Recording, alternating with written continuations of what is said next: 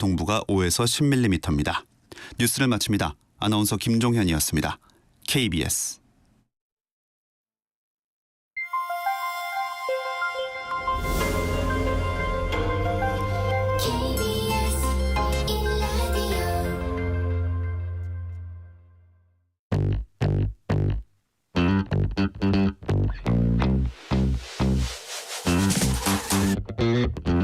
KBS 1라디오 뉴스레터 K.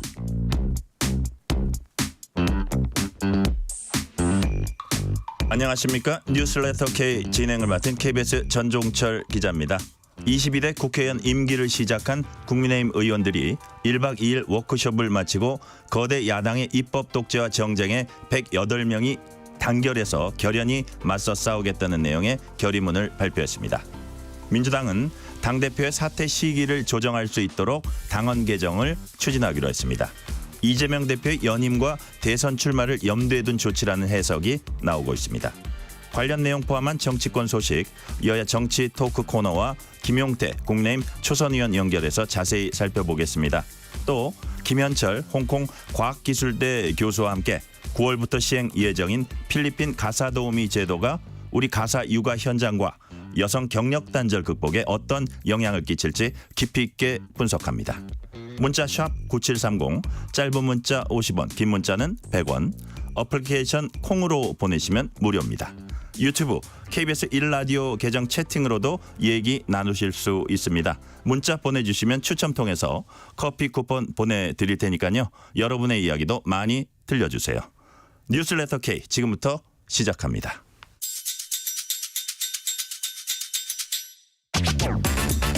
오늘 하루 가장 뜨거운 뉴스들만 골랐습니다. 뉴스레터 K 정치 토크. 정광재 국민의힘 대변인, 조기현 민주당 법률위 부위원장 나오셨습니다. 어서 오세요. 네, 안녕하세요. 안녕하세요. 민주당이 당헌 조항 개정 시안을 공개했습니다. 현행 당헌에는 당대표가 대선에 출마하려면 선거일 1년 전에 사퇴해야 하는 것으로 되어 있는데 이 조항을 개정하려고 합니다. 조기현 부위원장님, 개정되는 내용, 필요성 좀 설명을 해주세요. 이 지금 당헌상은 이렇게 규정돼 있죠. 1년 전에 사퇴해야 되니까 차기 대선이 2027년 3월이니까 네.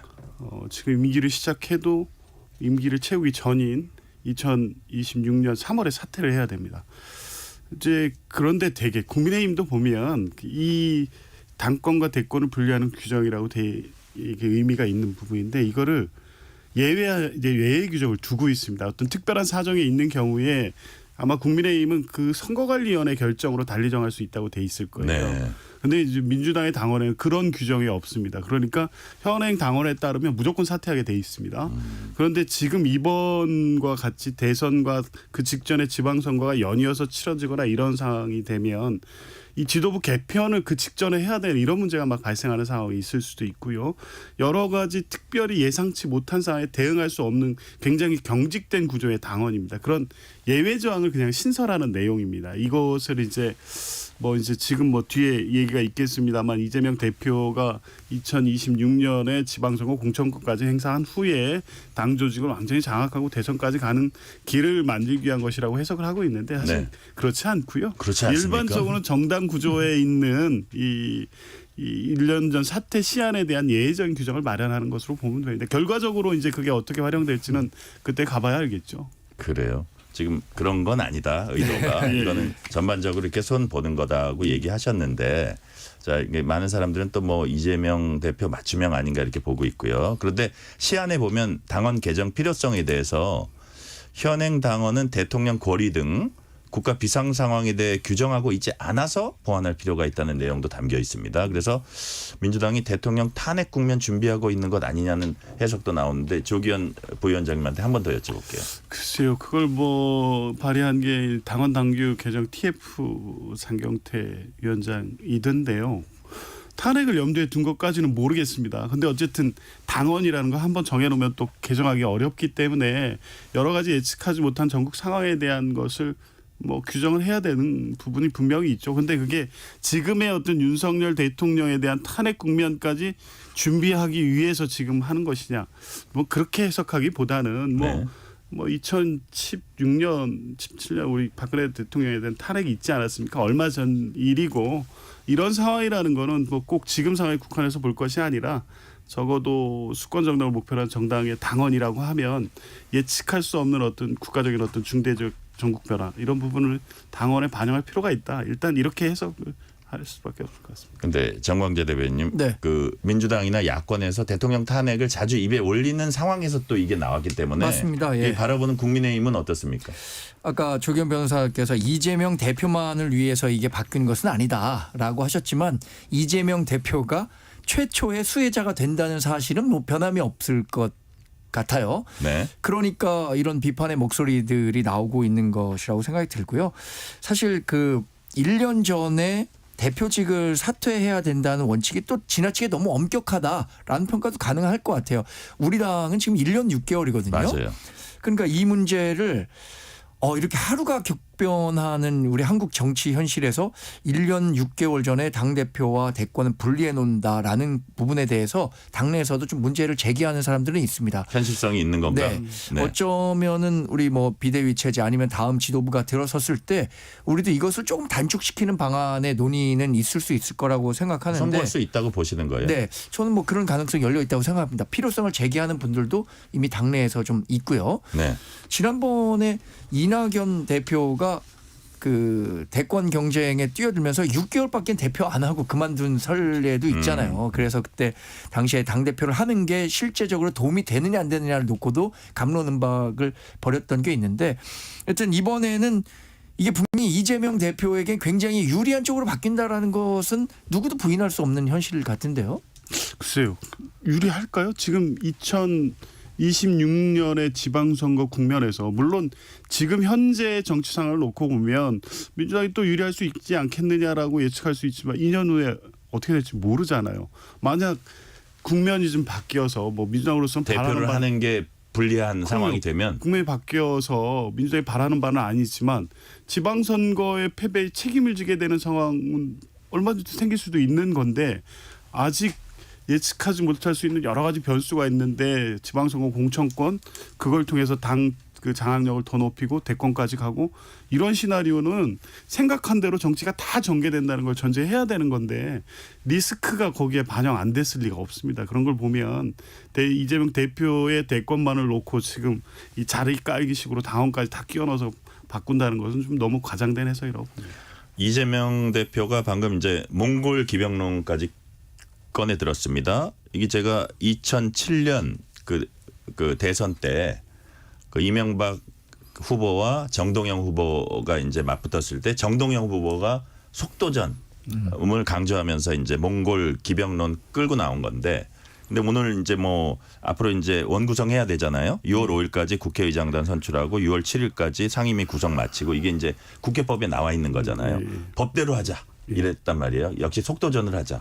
왜 저쪽에서 소수당에서 합의를 안 해주면 우리가 그걸 왜 기다려야 되냐 하고 좀 약간 다그치는 그런 모습이었어요. 그러면 이제 조기현 부의장님한테 여쭤볼게요. 합의가 잘 안 될 가능성이 많잖아요. 앞으로 일주일 안에. 그러면 그렇죠. 법사위원장, 운영위원장 뭐 모든 상임위원장 민주당이 가져간다는 뜻으로도 읽히는데요. 어떻습니까? 뭐 다 가져가겠다는 입장을 정해놓고 하는 협의는 아니죠. 지금 뭐 적정하게 의석수 배분을 통해 가지고 상임위원장도 나누는 것을 기본 입장으로는 하고 있는데 결국 이제 법사위하고 운영위원장을 누가 가져가느냐가 첨예하게 대립하고 있기 때문에 21대 국회 상반기 원구성 협상처럼 그거 아니면 다 안 받겠다 이런 식으로 국민의힘이 나온다고 하면 이 국회법 법정 시한을 지켜서 그냥 하겠다는 겁니다. 그게 결과적으로 전 상임위 위원장을 민주당이 독식하는 결과가 나온다고 하더라도 네. 법정 기한을 지키겠다는 거고요. 이제 이런 상황까지 나오면 뭐 국민의힘도 그런 결과를 초래하면 지난번처럼 사실은 해서 결과적으로 그게 국민의힘한테도 도움이 된 게 아니잖아요.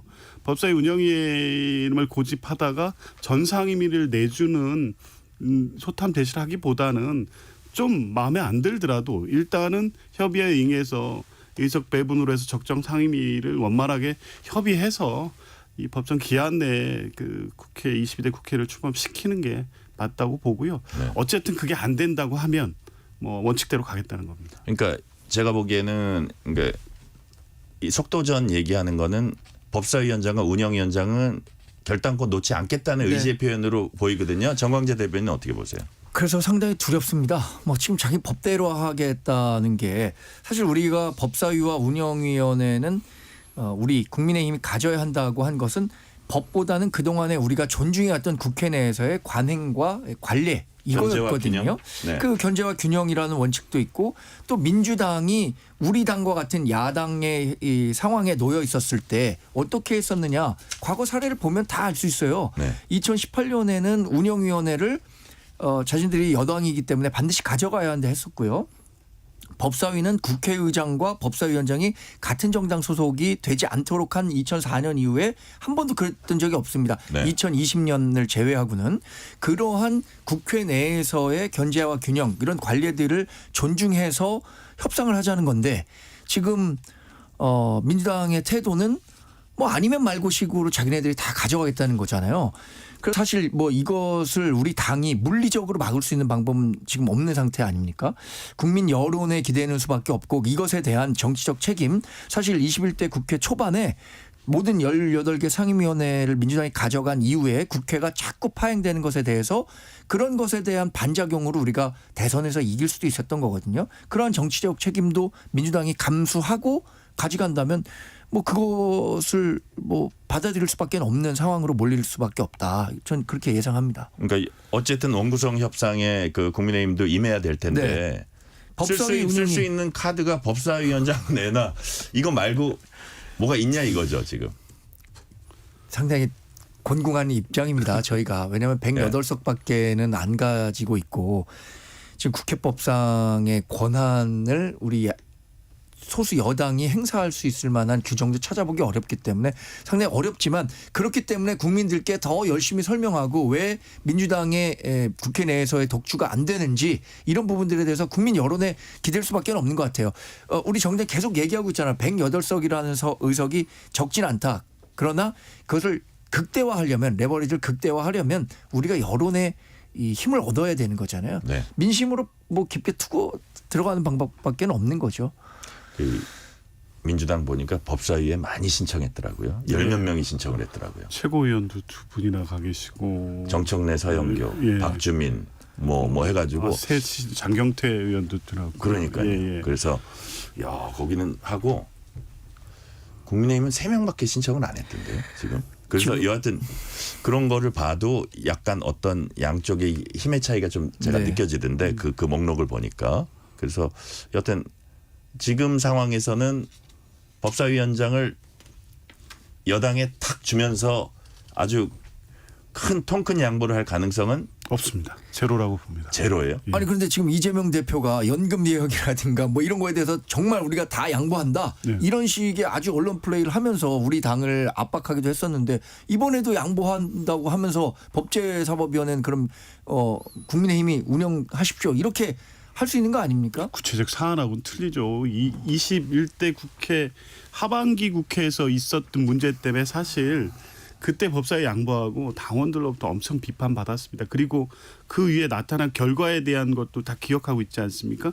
법사위에서 번번이 막혀서 뭐 민주당이 꼭 추진하려고 했던 법안이 아닌 다른 민생 법안들도 다 같이 거기에 묶여서 지금 21대 국회에서 임기 종료로 끝났어요. 이제 이런 문제 다시 만들지 말라는 당원 또 국민도 상당수 여론이 있기 때문에 법사위만큼은 양보할 수 없다는 게 확고한 입장입니다. 자, 다음 질문 넘어갈게요. 국민의힘은 어제부터 1박 2일 워크숍 진행했고요. 22대 국회 1호 법안으로 민생공감 531 법안 발표했습니다. 이 부분 뭐 짧게 요약을 해주세요. 정 대변인. 민주당이 특검과 관련한 입법 독재에 앞장서고 있다면 우리 국민의힘은 우리 그 국가가 당면한 과제들 특히 민생 문제들 이 종합적인 법률안을 보면요. 저출생 문제에 대해서 우리가 적극 대응해야 한다는 내용을 담고 있거든요. 네. 그리고 지난번 기자회견 때도 대통령께서 말씀하신 것처럼 저출생 대응 기획부를 만들면 이게 그 정부 조직법이 바뀌어야 되니까 저출생 문제에 대해서 적극 대응하자는 차원에서 그것을 1호 법안으로 만들겠다는 의견을 낸 겁니다. 네. 민주당은 당론 1호 법안으로 해병대원 특검법, 민생회복지원금 법안 같이 이제 발표를 했고요. 해병대원 특검법이 좀 수위가 높아졌어요. 내용이 강해지고 그래서 이런 부분 조금 더 예컨대 대통령이 3일 내 특검 임명하지 않으면 연장자를 특검으로 임명한다. 뭐 이런 조항도 추가가 되고요. 그래서 이런 부분들이 어떻게 좀 합의를 이끌어내는데 더 어렵지 않을까 싶은 생각도 드는데 어떻게 보세요, 조기현 부대변인? 뭐 특검법에 대한 합의를 기대하기는 어쨌든 힘든 상황이니까요. 근데 네. 그 이번에 뭐 특검법 국회 통과되고 대통령 거부권 행사하고 재의결 다시 안 되고 이런 과정에서 확인된 새로운 내용들이 있습니다. 공수처가 수사하는 과정에서 공수처 지휘부가 수사팀에 대한 압박이 있었다는 의혹들이 지금 나오고 있습니다. 그래서 수사팀에 뭐 이 수사기록 그 유출 의혹을 확인한다면서 뭐 통화 내역 이런 거 제출하라고 하고 이런 과정들이 있었던 게 확인이 되거든요. 이런 문제 때문에 공수처가 아무리 열심히 하려고 한다고 해도 수사력의 한계도 있는 데다가 바뀐 공수처장도 바뀌었고 또 직간접적으로 외압이 행사될 가능성도 있다는 부분이 확인된 부분이 있기 때문에 보완이 필요했다는 거고요. 특히 이번에 또 이 특검법안이 거부되는 과정을 보면 22대 국회에서 1호 법안으로 낸다고 해도 대통령이나 정부 여당에서 뭐 전향적으로 협의해서 수용할 가능성이 전혀 없기 때문에 뭐 3일 내 임명 같은 경우에도 계속 임명을 안 하시면 대통령 임명을 안 하시면 방법이 없거든요. 그래서 아예 법으로 강제를 하는 것이고요. 이게 뭐 무리하게 강행하기 위해서 이렇게 뭐 불필요한 장치를 넣는 게 아니라 특검법이 제대로 돌아가서 이 사건의 어떤 진상규명을 하기 위해 필요한 어떤 보완 조치를 한 것이라고 보면 될 것 같습니다. 조기현 부위원장께 하나 더 여쭤볼게요. 대통령실이 윤석열 대통령과 이종섭 전 장관 통화 내용에 대해 통화 중 순직한 해병대원 언급은 없었다 이런 입장을 밝혔습니다. 윤석열 대통령이 사건에 대해 법과 원칙에 따라 처리하라 지시한 상황이라 해병대원 관련 언급은 할 필요가 없었다는 이제 설명을 했거든요. 그래서 이제 민주당은 이 통화가 스모킹 건이 될 수 있다 이렇게 얘기를 해왔고 뭐 대통령실은 그게 아니다 이렇게 얘기를 하고 있는데 일단 조기현 부위원장은 어떻게 보세요? 믿기가 어렵죠. 대통령실이 지금 이분의 입장을 안 밝힐 수 없어서 오늘 입장을 내긴 했는데 대통령이 이 사건에 대해서 언급한 게 법과 원칙에 따라 처리하라는 정도의 얘기였다면 이 사건이 갑자기 틀어지고 이첩된 기록이 회수되고 박정훈 대령이 보직 해임되는 등의 사건이 완전히 방향이 틀어지는 과정 중간에 있었던 대통령 통화가 그럼 도대체 무슨 내용이었을까 의문이 나올 수밖에 없고 결국 이 통화를 전후해서 사건이 바뀌었다고 하면 이 부분에서 이 수사의 구체적인 어떤 외압과 지시가 대통령으로부터 있었지 않느냐는 문제 제기가 합리적으로 들릴 수밖에 없죠. 그러니까 법과 원칙에 따라 처리하라는 정도라고 했으면 이미 7월 31일에 있었던 안보 관련 회의에서 지시사항으로도 충분했었고요. 이제 그럼에도 불구하고 8월 2일 이첩 당일에 18분 동안이나 이첩 직후에 전화를 하셨다면 그 말씀이 단순하게 법과 원칙에 따라 처리하라 이 얘기를 하기 위해서 그렇게 급하게 3번에 걸쳐 이종섭 장관과 통화했을까요? 이런 거를 보면 대통령실의 오늘 설명만을 가지고는 납득이 되지 않습니다. 자, 정광재 대변인님 네. 어떻게 보세요? 이 문제는. 저는 뭐 스모킹 건이라면 정말 누구도 부인할 수 없는 실체적 진실을 확인할 수 있는 그 증거가 돼야 되는데 이건 그렇지 않은 거잖아요. 대통령과 국무위원 간의 통화가 분명히 있을 수 있고 법과 원칙에 따라 수사하라고 한 것이 이 뭐 어떤 뭐 그 지금 민주당이 얘기하는 것처럼 외압의 실체를 확인했다라고 할 수 없는 거거든요. 그래서 지금까지 드러난 그 통화 내역이나 이런 것만 가지고 이게 막 대통령이 이 사건에 완전히 개입한 증거다 이렇게 보기는 분명히 어려울 거라고 보고요. 그래서 이게 크게 반향이 있는 건가요? 지금 제가 생각하기엔 뭐 특검 여론과 관련해서는 그동안에도 제가 특정 숫자를 얘기하지는 않겠습니다만 전체적으로 특검을 찬성하는 여론이 높다는 것을 무기로 지금 민주당이 우리 정부와 국민의 당을 압박하기 위한 정치 공세를 삼는 것이지 이걸 뭐 스모킹 건이라고 특정해서 뭐 더 호도하겠다라는 뭐 어떤 정치적 수사에 불과하다고 봅니다. 다음 질문으로 넘어갈게요. 민주당 이성윤 의원이 김건희 종합특검법을 대표 발의했습니다. 참 이게 역사가 돌고 돈다는 생각이 드네요. 조국 대표가 의원이 된 것도 그렇고 이 중앙지검장 했었죠. 이성윤 의원. 수사 범위가 김건희 여사와 관련된 7가지 의혹. 수사 인력 100명 이상, 대통령과 대통령실이 수사에 관여한 것도 막는 조항도 넣었습니다. 조기현 부위원장님, 김건희 여사 특검법도 해병대원 특검법처럼 이렇게 민주당 당 차원에서 적극적으로 미는 건가요? 그렇죠. 뭐 이 두 가지 축이라고 보면 됩니다. 뭐 그 해병대원 특검법은 이미 21대 국회 막판 이렇게 문제가 있었고 결국에 재의결 표결도 안 됐기 때문에 1호 법안으로 추진한다는 것은 이미 뭐 확정해 놓은 상태였고요. 네. 김건희 여사 관련 특검법도 계속 추진해 왔었죠. 뭐 근데 지금 바뀐 상황이 없는 데다가 의혹은 더 증대되고 있는 건 분명하고요. 그렇기 때문에 아예 뭐 여러 가지 이슈가 나올 때마다 뭐 특검이 다시 무슨 새롭게 제기하는 것처럼 할 것이 아니라 하나의 특검법으로 해서 추진하겠다는 거고, 이 역시 뭐 22대 국회 초반에 확실하게 신속하게 처리를 하겠다는 거고, 지금 제기돼 있는 모든 의혹에 대해서 수사 대상으로 삼겠다는 거고, 신속하게 진상 규명을 위해서는 그에 맞는 수사팀의 규모가 있어야 된다, 이런 내용을 담고 있습니다. 정광재 대변인, 네. 보니까 지금 대통령실을 정조준하고 있네요. 맞습니다. 이 파고를 어떻게 헤쳐나갈 수 있을까요?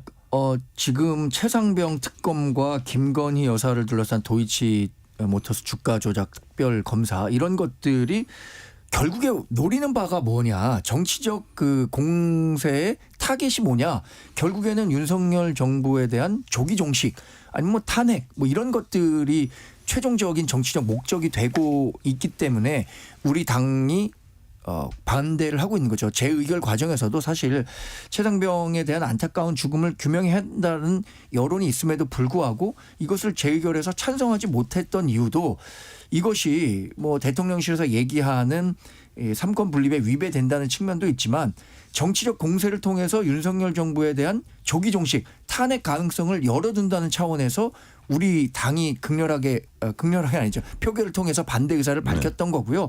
저희가 갖고 있는 것은 아까 뭐 108석이라는 그 제2요구권을 행사할 수도 있고 108석이라는 의석을 갖고 있기 때문에 이것을 적극적으로 활용할 수밖에 없는 거죠. 그러니까 이 법안이 국회를 통과하는 것은 저희가 막을 수 없습니다. 왜냐하면 뭐 절대 다수의 의석을 야권이 갖고 있기 때문에. 그러나 그것을 부결시킬 수 있는 정도의 힘도 우리는 갖고 있다라는 점을 말씀드리겠습니다. 딱 한 가지만 말씀드리면, 네. 지금 이제 대변인께서 말씀하시는 거는 특검 결과가 대통령의 책임이 인정되는 결과로 수사 결과가 이어질 거라는 걸 전제하는 것 같은데 어떻게 그걸 예단하시죠? 특검이에서 특검법을 추진했던 결과 그대로 나온 적이 사실은 많지 않습니다. 최근에 드루킹 특검하고 이제 국정농단 특검이 최근 특검으로서 사실 성과를 냈고 결국에 기소하고 뭐 김경수 지사까지 이제 그렇게 되고 뭐 박근혜 대통령이 그렇게 됐기 때문에 특검이 수사하면 그렇게 간다는 거잖아요. 만약에 지금 그 정부 여당이 얘기하는 것처럼 대통령이 아무 문제가 없다면 특검 결과가 오히려 민주당의 역풍이 될 겁니다. 그래서 뭐 어떤 문제가 있다고 나오는 부분이 있다면 특검을 통해 수사하면 되는데, 물론 공정성에 대한 문제 제기하시는 거 아는데요. 추천권 이 교섭단체 민주당 추천하니까 불공정하게 될 거라는 주장을 하시는데 최초의 추천 누가 합니까? 변호사협회에서 4인 추천하고요. 그중에 2명 추천하게 돼 있습니다. 변호사협회에서 추천한 4인이 민주당의 입장이 반영된 인물이라고 볼 수 있을까요? 그런 면에서 보면 추천되는 특검이 민주당의 어떤 정치적 의사와 목적을 수행하거나 그 내용이 반영되는 특검으로 운영된다는 우려는 기우라고 봅니다. 저는 말씀하신 것처럼 특검을 통해서 규명되는 게 탄핵 사유로 연결될 가능성은 0%라고 봅니다. 그만큼 심각한 법률 위반이나 이런 것이 없었다고 확신하는데, 그럼에도 불구하고 탄핵으로 가는 과정이라고 얘기하는 것은 우리 지난 2016년에 탄핵 과정 봤잖아요. 여론이라든가 뭐 어떤 식의 발전이 될 수 있을지 모르는 상황에서 촛불 시위, 네. 뭐 예를 들면 그러니까 그게 일종의 마녀 재판 또 여론 재판으로 흘렀을 경우에 우리 사회적으로 올 수 있는 혼란과 손실을 어떻게 막을 수 있느냐, 이런 부분들에 대한 고민이 있는 거고요. 또 하나, 이번에 재발의를 하면서요, 대한변협이 추천하는 4인 규정도 없앤 거 아시죠? 그냥 야권에서 추천할 수 있다라고 했지 대한변협에서 추천하는 4인 그 규정도 없앴습니다. 오히려 더 강화해서. 자, 시간이 얼마 없으니까 지구당 부활 얘기 한번 할게요. 이제 처음에 이제 한동훈 전 위원장이 얘기를 했다 해서 시작돼 가지고 여당의 당권 주자들이 좀 찬성하는 입장을 많이 밝혔고 홍 시장만 이제 홍준표 시장만 반대했고 민주당 이재명 대표가 지구당 부활은 중요한 과제다 이런 그 말도 했어요. 그래서 어떻게 보면 22대 국회에서 좀 논의가 속도가 붙을 것 같기도 한데 이게 사실 금권 정치 방지라는 것도 의미가 있었단 말이에요. 이거 앞으로 어떻게 될 것 같은지 먼저 조기현 부위원장님부터. 논의해볼 필요가 있다고 보고요. 네. 그때 이 지구당을 폐지했던 2004년 상황과는 많이 달라졌다. 네. 그때는 사실 음성적 돈 거래가 정치권에 굉장히 많을 때였습니다. 그래서 지구당이 그 온상이었고 지구당 자체로 운영에 따른 비용이 많이 발생하는 구조였기 때문에 폐지가 어찌 보면 뭐 시대 정신이었고 그게 맞았다고 볼 수가 있는데 근데 그 뒤로 이미 정치자금법이라든가 공직선거법 등 개정 또 사회가 바뀌면서 투명화된 부분이 있어서 네. 지구당을 부활하면서 이것을 투명한 법체계로 통제만 잘 한다고 하면 뭐 그 유급 직원 수를 제한하고 1년 후원금을 제한하고 뭐 그거에 대한 회계 보고를 철저히 하고 이렇게 보완을 한다고 하면 과거에 뭐 돈 먹는 하나 뭐 하마 또 부패 온상 이런 것을 극복하는 대신 네. 정당 정치의 지역 정치의 활성화라는 측면 또 신인 정치의 기회부여라는 측면에서는 충분히 뭐 의미 있는 어떤 법안이라고 봅니다. 실보다는 득이 많다고 이제 말씀해 예, 주셨고요. 정광재 대변인 어떻게 보세요? 저도 정치를 오래 하지 않은 사람으로서 네. 그 비현역 의원들에 대한 차별이 워낙 강하기 때문에 정치 신인들과 새로운 인물들이 정치권으로 들어오는 진입 장벽이 너무 높았는데 그 높은 진입 장벽 가운데 하나가 이 지구당이 폐지된 측면도 있었던 것 같아요. 말씀하신 것처럼 정치 환경이 크게 변했기 때문에 이것에 대한 투명한 관리가 가능한 수준으로 왔고 그것만 보장이 된다면 저는 뭐 지구당 복원이 반드시 필요하다고 보고요. 네. 이거는 한동훈 전 비대위원장이 얘기하기 전에도 민주당에서 또 자체적으로 굉장히 활발히 논의가 됐었고 국민의힘 내에서도 관련한 논의들이 좀 있었거든요. 합의를 뭐 해나가는 게 다른 사안보다는 좀 쉬울 것 같다 생각합니다. 네네. 오늘은 여기까지 듣겠습니다. 정광재 국민의힘 대변인 조기현 민주당 법률위 부위원장이었습니다. 말씀 감사합니다. 네, 네, 고맙습니다. 실시간 교통정보 듣고 오겠습니다. 교통정보센터 서휘영 리포터 나와주세요. 네, 이 시각 교통정보입니다. 금요일 퇴근 무렵 교통량이 많은데 전국적으로 사고가 나면서 혼잡을 더합니다. 수도권 제1순환고속도로 일산에서 판교 쪽 소래터널 부근 3, 4차로에 승용차 사고 나서 처리 중인데요. 여파로 자유로부터 속도 내기 어렵습니다.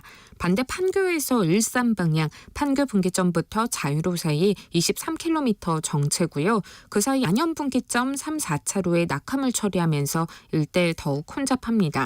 서해안고속도로 서울 쪽 서평택에서 용담터널까지 밀리고요. 이후 매송 부근 화물차 사고 나서 갓길에서 처리 중입니다. 또 광명역부터도 쭉 정체입니다. 제2중부고속도로 하남 방향 하번천 터널을 가기 전 지점 1차로에 발생한 사고 여파로 광주 분기점부터 정체가 깁니다. 또 평택 제천고속도로 평택 방향 서충주 부근의 화물차 사고 나서 1차로에서 처리 중이고요.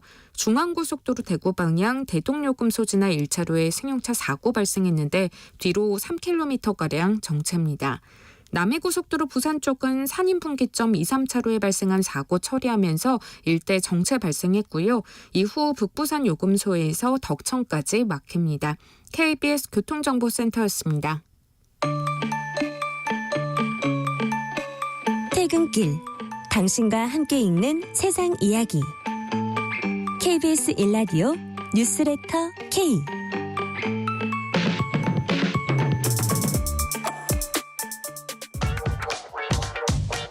뉴스의 진수를 보여주는 인터뷰 뉴 진수. 정부가 오는 9월부터 국내 가정에 필리핀 출신 가사 관리사, 즉 가사 도우미를 시범 배치해서 가사와 육아를 돕도록 할 예정입니다. 우리 가사 육아의 모습이 어떻게 변할지 또 여성의 경력 단절 극복에 얼마나 도움을 줄지 관심이 모아지고 있습니다. 김현철 홍콩 과학기술대 경제정책학과 교수와 함께 관련 내용 짚어보겠습니다. 교수님 반갑습니다. 네, 안녕하세요. 반갑습니다. 제가 너무 훌륭한 분이라는 얘기를 많이 들어서 정말 반갑습니다. 그래서 제가 평소 때 읽던 책까지 갖고 나와요. 제가 많이 보던 책인데요. 경제학이 필요한 순간. 네네. 저자가 접니다. 여기 보니까 네네. 부제가 네네. 경제학은 어떻게 사람을 살리는가. 네. 무슨 뜻이죠? 네, 사실 이제 제가 원래 의사였는데 경제학과로 전환하게 된 계기가 좀 있었습니다. 네네. 그러니까 외과 의사가 하루에 한 명 살리면 1년에 300명, 뭐 2년이면 한 20년이면 한 6,000명 살리면 굉장히 성공한 외과 의사인데요. 그러니까요. 나쁜 경제 정책이 도대체 몇 명을 죽일 수 있을까? 아, 그런 관점에서 시작을 했군요. 네네. 그래서 정말 많은 사람들을 죽일 수 있기 때문에 네. 좀 좋은 경제 정책을 써서 뭐에 기여해서 네. 좀 사람을 살리는 방법에 대해서 좀 책에서 논의를 좀 했습니다. 그래서 제가 이 책을 읽어보니까 한 20가지 주제가 있는데 네. 주제가 아주 정말 영어 표현으로 하면 아주 섹시한 그런 멋진 그 어트랙티브한 그런 매력적인 주제들이 많아요. 네네. 그래서 제가 열심히 읽었고 가사 도우미 외국인 가사 도우미 또 부분이 있더라고요. 그래서 네. 제가 읽고 나왔습니다. 준비 좀 하고 나왔습니다. 아, 네. 이 책에 보니까 네네. 교수님 부부가 직접 겪으신 얘기가 있어요. 외국인 맞습니다. 가사 도우미 네네. 좀 효과가 있었습니까? 그러니까 거의 가정도 말씀드릴 수 있고 전체적인 그 홍콩 사회도 말씀드릴 수 있을 것 같은데요. 저희는 사실 제가 미국 대학 교수였는데 홍콩으로 저희 부부가 함께 옮기게 된 게 네네. 바로 가사 도우미 제도이기 때문이었습니다. 그러니까 미국에서 아이 둘을 이제 보내려면 유치원에 보내려 그러면요. 250만 원씩 2명, 한 500만 원 정도 드는데요. 네. 이게 제가 감당할 수 있는 수준이 아니었기 때문에 훨씬 더 저렴하게 가사 도우미를 쓸 수 있는 홍콩으로 옮겨서 저희 부부는 뭐 둘의 옮길 때 그게 동기가 됐어요. 그게 거의 가장 중요한 동기였습니다. 와, 그랬군요. 네네. 그랬고 거기서 그래서 한 3, 4년 굉장히 지금까지 비용이 얼마나 다운됐어요? 그러니까 홍콩은 외국인 가사 도우미를 이제 지불해야 되는 돈은 한 100만 원 정도 들고요. 뭐 좀 부대 비용까지 치면은 이제 한 150만 원 정도 되니까요. 지금 뭐 우리나라의 현재 입주 가정 도우미가 한 350에서 400 되거든요. 네네. 미국은 그보다 더 많고요. 그래서 그거에 비한다면은 뭐 훨씬 많이 도움됐다고 말씀드릴 수가 있겠습니다. 두 분이 일하거나 공부하는데 큰 도움이 됐군요. 어마어마한 도움이죠. 자, 그러면 필리핀 현지에서 지금 한국에서 일할 가사 도우미 선발 절차 시작됐다고 들었습니다. 네네. 일단 선발된 100명이 9월부터 신청한 각 가정이 이제 출퇴근하면서 네네. 가사 육아 돕는다는 것이네요. 네. 그 임금 수준 같은 거 이런 거 결론이 났습니까? 임금 수준은 이제 현행대로 하려고 지금은 이제 결정을 현행 최저임금인 9,860원 주는 방식. 네. 이렇게 8시간 일하면 한 210만 원 정도 들거든요. 한 달에. 네네. 예. 그런 방식으로 그 가기로 돈은 했는데 그거를 쓰는 사람들이 전액 내는 겁니까? 뭐 보조가 있는 겁니까? 아직은 보조는 없습니다. 없어요? 네네. 네네. 그러니까 이게 좀 210만 원이면요. 누가 쓸 수 있을까 생각했을 때 연봉이 그거보다는 뭐 최소한 2-3배는 넘어야지 쓸 수 있으니까. 그러니까요. 네네. 예. 이제 비용 부담이 있다라고 말씀하시는 분들이 사실 좀 많이 있습니다. 그래서 뭐 향후적으로 추후에 확대하는 이 제도를 이제 확대하는 과정 속에서 네. 임금을 좀 줄여보겠다 뭐 이런 얘기가 오고 가고 있는 중입니다. 네. 지금은 어쨌든 200만 원 넘고 근데 그분들이 어디서 자야 될 거 아니에요. 그죠? 네. 숙소가 필요할 텐데 네네. 210만 원에 숙소 비용까지 들어가는 겁니까? 그러니까 숙소는 이제 따로 해야 되는 거고요. 그러니까요. 숙소를 이제 지금 현재는 뭐 정부에서 좀 도와줘서 거기 살 수 있게 해준다 뭐 이런 건데 이게 이제 본 사업으로 가서요. 정말 많은 사람들이 들어오면은 뭐 네. 이거로 정부가 다 해주고 이러는 것이 좀 말이 안 되는 상황이고요. 그래서 저는 이제 조금 더 말씀드리면은 요 네. 임금을 어떻게 정하느냐로 갑론을박이 굉장히 심합니다. 아주 중요한 문제예요. 네네. 그죠? 예, 예. 그래서 임금을 어떻게 정하는지 3가지 정도로 정리해 볼 수가 있는데요. 네. 첫 번째로는 최저임금 현행으로 주는 9,860원 주는 방식이 지금 이제 막 도입된 방식이고요. 또 하나 이제 한국은행이 얼마 전에 보고서를 내서 그 2가지 가능한 다른 방법들이 있다라고 네. 제안을 한 건데 첫 번째는요. 개별 가구의 사적 계약을 통해서 외국인 노동자를 가구가 직접 고용하는 방식. 약간 홍콩 방식이랑 비슷한데요. 제가 다음 질문하려고 그랬는데 설명하셔도 됩니다. 그런가요? 네네. 예. 네, 그 부분이 그게 하나 있고. 네, 그 부분이 이제 그러면은 훨씬 더 가격을 많이 다운시킬 수 있는 방법이 있고요. 또 마지막 방법이 최저임금을 직역별로 다르게 하자. 그러니까 돌봄은 조금 낮추고 네. 제조업은 좀 올리고 이렇게 직역간으로 좀 차등을 두자라는 네. 3가지 방식이 존재하고요. 네. 자, 근데 홍콩 같은 경우에 전반적인 노동자들하고 네. 가사 도우미 간의 임금 차이를 이제 두는 것 같아요. 그러니까 맞습니다. 홍콩. 그러니까 그 가정에서 좀 싸게 쉽게 말해서 싸게 쓸 수 있는 거예요. 네, 맞아요. 우리나라가 법적으로 가능해요, 지금? 아까 그 두 번째 방식인 그 예. 예외 조항을 적용하면은 가능은 한데 이게 우리나라가 그 ILO 111조 그러니까요. 그거를 이제 비준을 했잖아요. 이게 이제 그 외국인 차별을 홍콩은 비준 안 한 거예요? 홍콩 안 했는데요. 아, 그 차이가 있군요. 아니 그렇지만 이제 이게 외국인 차별이냐라고 하면은 사실 그게 아니라 이제 돌봄 노동자를 다르게 하는 거다라는 식으로 갈 수는 있는데 네네. 그게 좀 약간 그러니까 불법은 아니지만 편법인 느낌이 있어서 저는 우리나라가 그 길로 가는 것보다는 네. 그 만약에 지금 현행 최저임금은 여전히 한 달에 210만 원이 부담스러운 가정들이 많으니까 저는 좀 그 뭐랄까 직역별로 최저임금을 좀 다르게 하는 방식을 우리가 충분히 고려해볼 만하다. 직역별 차등을 두는 거는 네네. 예. 거기 필리핀 현지에서는 이분들이 얼마쯤 벌어요? 만약에 똑같은 일을 하면? 지금 한 20만 원 정도 법니다. 그럼 여기 오면 한 10배 버는 거네요. 200만 원이면 10배 버는 거죠. 그래서 유인은 굉장히 많고요. 네네. 홍콩이 100만 원 주고요. 예. 그다음에 중동 지방으로 많이 가시는데 거기만 60만 원이고 진짜로 인권 침해 요소들이 많기 때문에요. 대한민국이 단연코 넘버원 데스티네이션 정말 오고 싶은 나라가 될 것입니다. 뭐 영어 잘하는 사람들을 뽑아 갖고 온다는 얘기도 있어요. 이번에 이제 그 영어 시험까지도 패스 페일로 하는데 필리핀 분들이 제가 필리핀 1년 살았었는데요. 예. 웬만하면 영어 되게 잘하세요. 영어 잘하죠. 네네. 예, 예. 영어가 제2 국어이기도 하니까. 네. 자, 그러면 정부가 일단 시범 실시할 때는 좀 비싸지만 일단 하고 네. 숙소는 정부가 또 지원을 하고 네. 이제 첫 단추 깨는 게 중요하니까 네. 내년에 500명 수준, 2026년에 1000명 확대 도입한다. 네네. 이게 어떤 조건이 충족돼야 이게 좀 확대되고 잘 이게 이제 시행이 될 수 있을까요? 제가 이런 말씀 드려야 될 것 같아요. 이게 예. 지금 우리나라의 그 선택 사항이 아닙니다. 무슨 말이냐 하면 이건 할 수밖에 없는 일입니다. 그래요. 그 왜 그러냐 하면요. 지금 당장 돌봄 노동자 부족이 지금도 굉장히 심각하고요. 한국은행 추계에 의하면 한 20만 명 정도 부족한데요. 7, 8년 뒤에 대략 한 50만 명, 20년 뒤에는 100만 명이 부족합니다. 돌봄 노동자가. 아, 그렇게 돼요? 네네.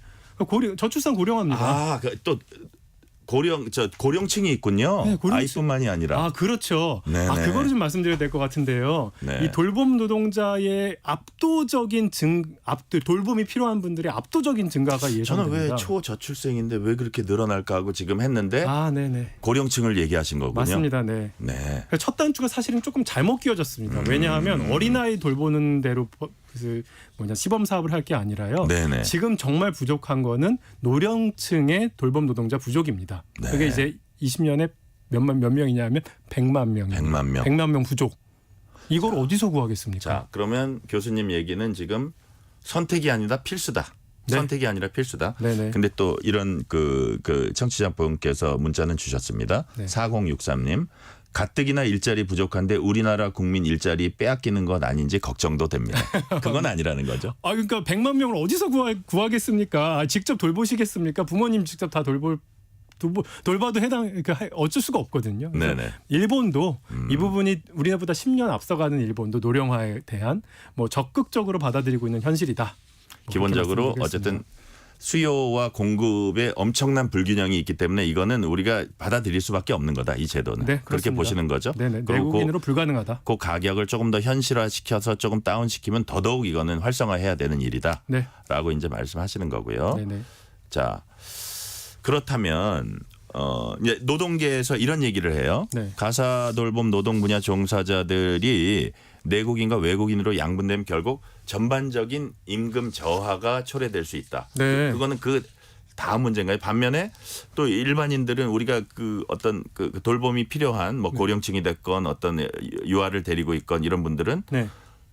일정 수준 이상 돌봄 노동 비용 사실 중간 소득 계층도 쉽지 않잖아요. 그러니까요. 그래서 네. 그게 우선이 아니냐 이렇게 얘기하고 있거든요. 교수님 어떻게 보세요? 이제 지금 현재 대략 한 돌봄 노동자들이 그 월 평균 350에서 400만 원 정도 버는데요. 네네. 이분들이 보통 이제 세금을 조금 이렇게 피해 가시기 때문에 대략 우리나라로 치면은 연봉 6천만 원 정도 되는 네. 수준을 받습니다. 네네. 그러니까 일반적으로 그 정도의 그 학력이라든지 어떤 스킬에 비해서 좀 많은 편인데요. 그게 왜 그러냐 하면요. 지난 8년 사이에 그 비용이 50% 상승했어요. 절대적인 공급 부족. 예. 그게 앞으로 더 가속화될 것이다. 그래서 지금 비용을 그러니까 돌봄 비용이요. 좀 떨어지는 게 사실은 정상적인 일이고요. 그렇죠. 지금 너무나도 많이 올라왔기 때문에 노동의 비용이 그러니까 노동의 그 가격이 줄어들고 임금이 저하된다? 좀 저하돼야 된다고 생각합니다. 그러니까 지금 수준은 저하돼야 될 수준이 맞다. 그렇습니다. 네. 네네. 다른 분들과의 형평성을 위해서 네네. 다른 분야가 올라가는 것보다 훨씬 더 급격하게 올랐고 더더욱 급격하게 올라갈 것이다. 이대로 놔두면. 네네. 조금 다른 질문 드릴게요. 가사도우미들의 경우에 해외에서 이제 고용하는 과정에서 임금체불이나 노동기본권을 보장받지 못하고 인권 침해에 노출되는 경우도 이제 있을 수 있습니다. 그럼요. 홍콩에선 뭐 이게 많이 활성화돼 있는 거잖아요. 홍콩이나 싱가포르, 타이완 이런 데는 또 여성 경제 인구 비율도 높고 하니까 네네. 많이 이게 활성화돼 있고 자리를 잡았다고 봐야죠. 홍콩 그렇죠. 같은 데는. 네. 완전히 잘 왔죠. 이런 데선 이런 부작용에 대한 어떤 대응책도 좀 있습니까? 그럼요. 이제 제도가 오래되다 보니까 이제 부작용들을 잘 막을 수 있는 방법들이 있는데요. 아무래도 사람이 하는 일이다 보니까 사람 관계다 보니까 네. 특별히 같은 집에 사니까요. 이런 문제가 벌어집니다. 근데 벌어졌을 때 최대한 빨리 조치를 취할 수 있어야 되는데요. 예. 이게 뭐가 중요하냐면 처음에 입국할 때 이런 거는 인권 침해다라는 사실을 잘 듣고요. 네. 그들만의 자조 그룹이 중요합니다. 그러니까 일요일 날 보통 홍콩 가보시면은 그 외국인 노동자들이 서로 만나갖고 이제 가사도우미들이 막 같이 얘기하고 그러거든요. 예. 그러면서 자기 얘기를 하잖아요. 너 이거 인권 침해인데? 그럼 이제 경찰서에 신고하고 이제 그렇게 됐을 때 정말 문제가 있다라고 판단되면은 그 다음에 고용하기가 굉장히 어려워지고 불가능해지죠. 네. 자, 그렇다면 네. 필리핀 가사관리사 이제 9월부터 이제 시행이 된다고 봐야죠. 맞습니다. 그죠? 네. 어쨌든 국내 도입되면 이거는 시범 사업이니까 큰 파장은 없을 거예요. 이 자체로. 100명밖에 안 됩니다. 그러니까요. 네. 이게 이제 뭐 100명이 1000명이 되고 1000명이 10,000명이 되고 네. 이랬을 때 기대 효과가 뭔지 네. 어떤 것들이 이제 일단은 그 어떤 그 가사 육아 부담을 가정에서 조금 줄이는 효과가 있을 텐데 네네. 그거 뭐 또 1번, 2번, 3번 뭐 네. 있을까요? 제가 분명하게 발생할 수 있는 일이라고 말씀드릴 것은 네. 경력 단절 여성의 급격한 감소. 그래요? 그거는 이제 홍콩 결과에서는 확실하게 드러났습니다. 그래요. 네네. 그러니까 예를 들어서요. 약간 데이터를 갖고 계세요? 말씀드리면요. 예. 네, 그러니까 경력 단절 여성은 뭐냐면 애가 어릴 때는 일을 못 하다가 애가 이제 크고 나면은 일을 하게 되는 그게 이제 애들이 어릴 때 일을 못 하게 되는 부분들이 이제 경력 단절 여성이잖아요. 그러니까요. 근데 홍콩에는 이 제도 도입 전에는 5세 미만의 아이들을 가진 엄마와요. 그 청소년기 아이들을 가진 엄마의 노동시장 참여율이 한 10% 이상 차이가 났습니다. 15% 정도. 네네. 근데 그게 완전히 붙어버렸습니다. 그래요. 그러니까 애의 나이와 상관없이 엄마의 노동시장 참여율은 똑같습니다. 지금. 그게 어쨌든 결정적인 요인이었다고 보시는 거네요. 그건 완벽한 그 요인으로 인해서 없어졌고요. 예. 이제 경력 단절 여성이 줄어드는 거는요. 우리나라 저출산 고령화 문제에 굉장히 중요한 대응책이잖아요. 예. 노동력이 없어지니까 누군가는 일을 해야 될 텐데 여성들이 와서 일을 해줘야 되니까 굉장히 중요하고요. 그렇죠. 우리나라의 어린아이를 가진 젊은 여성들의 노동시장 참여율이 굉장히 낮기 때문에 그거 올리는 거는 분명한 효과가 있을 거고요. 네. 두 번째 기대하는 것은 이제 아이들을 좀 더 낳을 수 있지 않겠냐라고 기대하는 건데요. 그건 뭐 중장기적으로 그렇죠. 조금 시간은 걸리겠죠, 그거는. 아무래도 그렇겠습니다. 즉효적인 효과는 경력 단절 감소. 네. 이것만 해도 엄청난 거고 그다음에 조금 그게 시일이 흘러서 축적되면 초저출생을 조금씩 극복할 수 있다. 네, 육아 부담을 많이 줄어들 테니까 네. 아무래도 둘째 낳을 수 있는 생각을 해볼 수 있는 혹은 뭐 아기 낳을 수 있는 생각을 해볼 수 있는 환경이 되겠죠. 네네. 네. 자, 일단 크게 두 가지 말씀해 주셨어요. 네네. 그 사실 이제 돌봄 받는 사람 입장에서 보면은 네네. 그러니까 보면은 어린이 아니면 노인 이렇게 보면은요. 네네.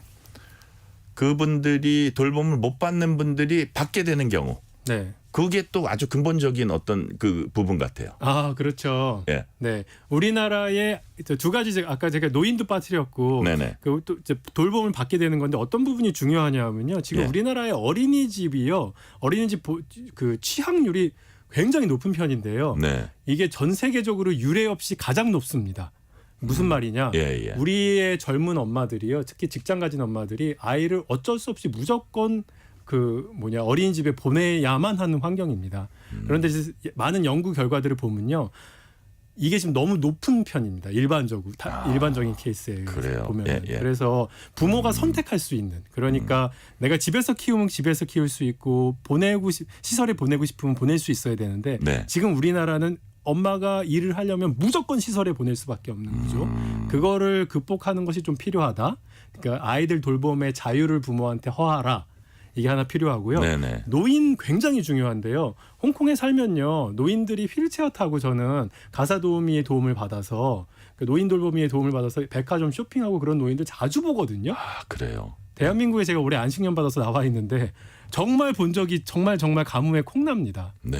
노인의 삶의 질에도 집에 있고 싶어하는 그러니까 요양원에 가면요 6인실 써야 되고 이거 사실 좀 마련이 힘들거든요. 네네. 그러니까 이러지 않을 수 있는 자유와 권리도 저는 굉장히 존중해드려야 된다고 생각하고요. 지금은 400만 원 있는 사람만 가능한데 이거는 좀 그게 만약에 2분의 1, 3분의 1 가격으로 떨어진다면 네, 훨씬 더 나은 많은 거죠. 사람이 혜택을 받을 수 있다. 그렇다고 생각합니다. 아, 그리고 아까 말씀드린 대로 어린아이를 데리고 있는 젊은 부부가 있다면 네. 더욱더 다시 일터로 나가서 자기 경력을 개발할 수 있다. 네, 그리고 선택할 수 있고 또 육아휴직 제도가 좀 좋아지면은 네. 내가 집에서 돌보고 가사도우미까지 같이 쓰면서 훨씬 육아도 쉬워지겠죠. 아이한테도 그러니까요. 좋고요. 예, 예.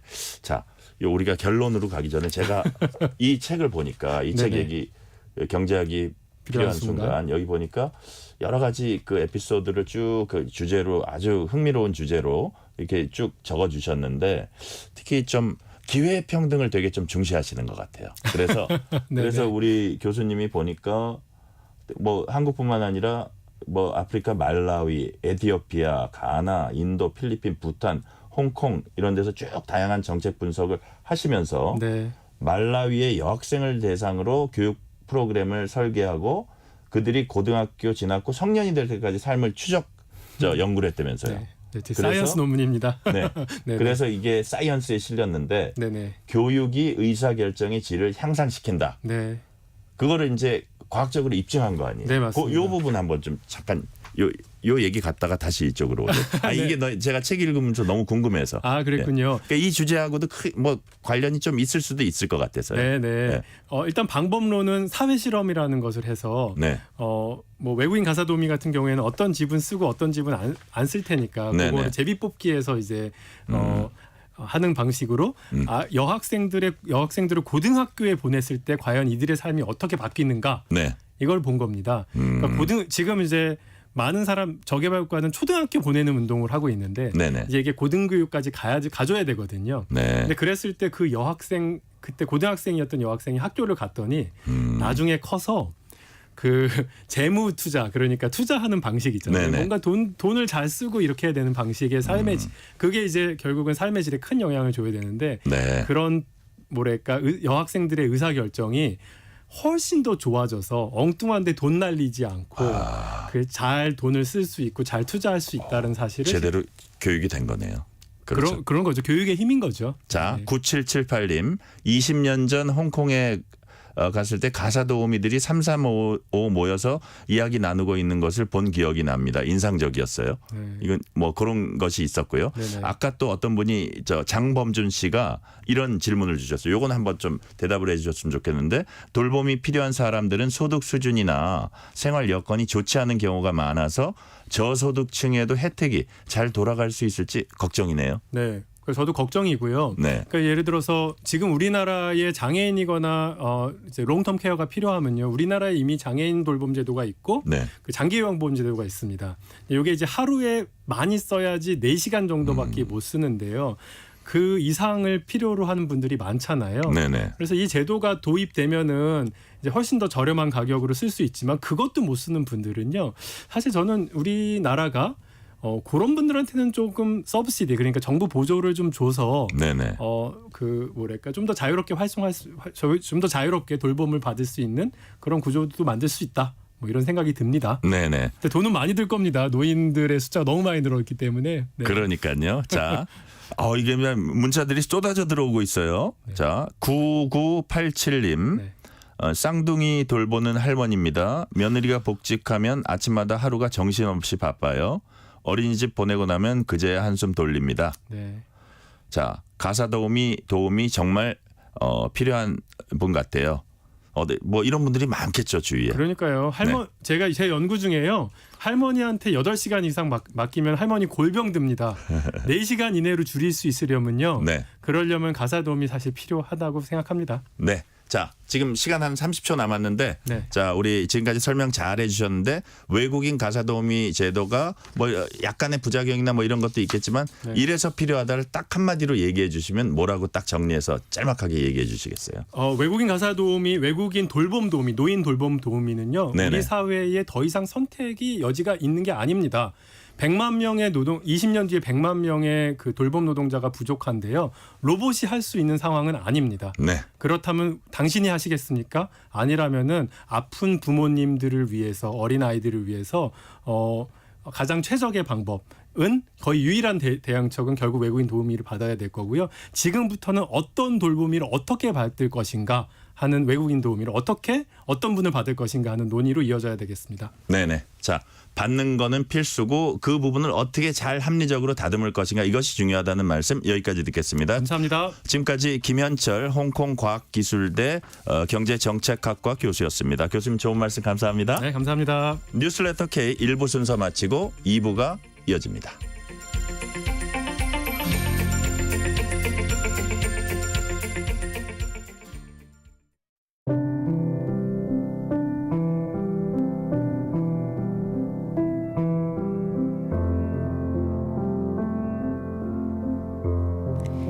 KBS 라디오 연중기획 희망충전 대한민국 588번째 이야기. 안녕하세요. 아나운서 유지원입니다. 2살 무렵 수연이는 어린이집에 홀로 남겨졌습니다. 시간이 지나도 돌아오지 않은 엄마. 결국 수연이는 보육원을 거쳐 위탁가정으로 보내졌는데요.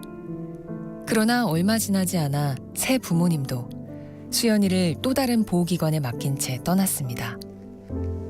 그렇게 20해가 넘도록 외로운 시간을 견뎌온 수연이.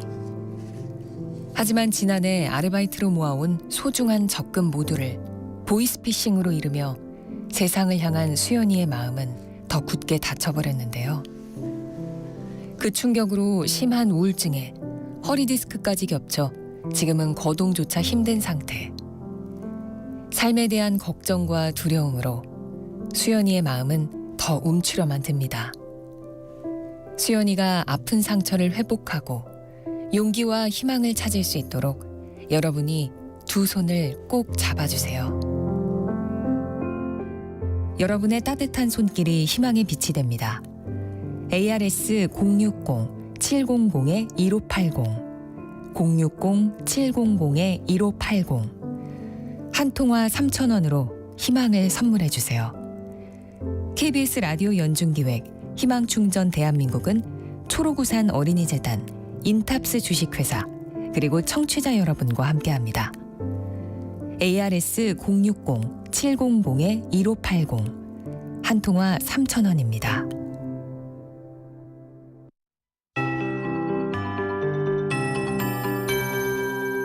KBS 58분 날씨. 오늘 서울의 낮 최고 기온 25.4도로 어제와 비슷했는데요. 그래도 오늘은 바람이 약간 분다는 차이점이 좀 있습니다. 그리고 바다 안개가 짙어졌는데 원인이 찬 해수면 위로 따뜻한 바람이 불기 때문입니다. 바다 안개가 대부분 짙겠지만 동해와 서해 중부 해상의 안개는 매우 짙으니까 해상 교통에 유의하시기 바랍니다. 내일부터 모레 오전 사이에는 동풍의 영향으로 강원 산지의 안개가 또 짙어지겠습니다. 가시거리 200m 미만으로 좁혀질 수 있겠습니다. 내일은 흐린 가운데 중부와 경북 지역을 중심으로 비가 내리겠습니다. 비의 양은 5에서 20mm 정도고 서울, 인천은 5mm 미만이 되겠습니다. 내일 새벽 경기 동부, 서울 등 일찍 비가 시작되는 곳이 많겠고 아침부터는 영동에, 오전부터는 경북에 비가 뿌려질 걸로 보입니다. 오늘 밤에도 서울에 빗방울 좀 떨어질 수 있겠습니다. 내일 오후부터 밤사이에는 대기 불안정으로 강원도와 경북을 중심으로 천둥, 번개, 돌풍 동반되는 곳이 있겠고 강한 비가 쏟아질 수 있겠습니다. 일부 지역 쌀아구박도 예상되고 있습니다. 내일 아침 서울의 기온 16도 등 12도에서 18도 분포가 되겠고 낮 최고 기온 서울 26도 등 19도에서 28도 분포가 되겠습니다. 내일 서해안과 제주에는 바람이 매우 강하게 불겠는데 특히 산지 쪽은 초속 20m까지 나오겠습니다. 지금 서울의 기온은 21.2도입니다. 강혜종입니다.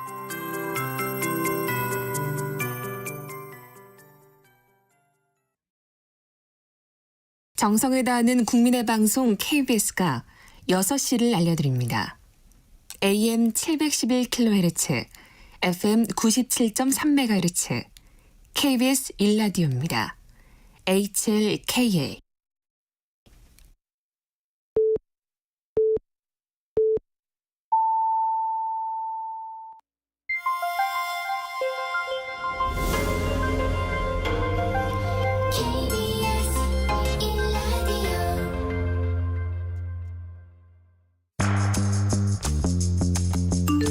여러분은 지금 퇴근길 시사편지 한 장 KBS 1라디오 뉴스레터 K를 듣고 계십니다.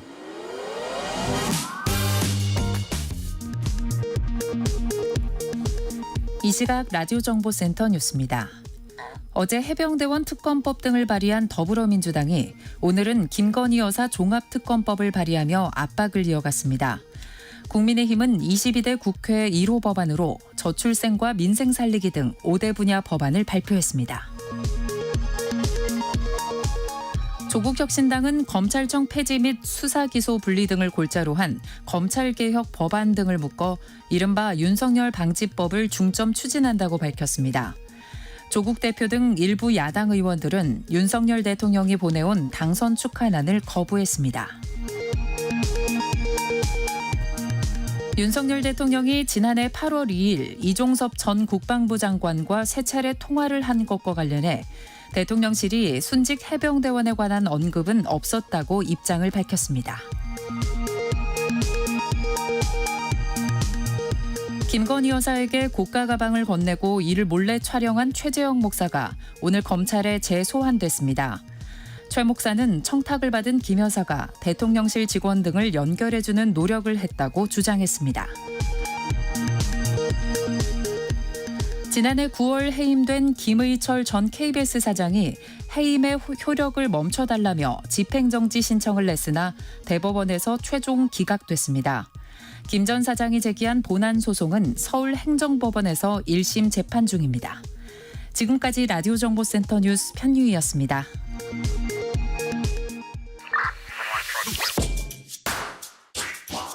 뉴스의 진수를 보여주는 인터뷰 뉴진수.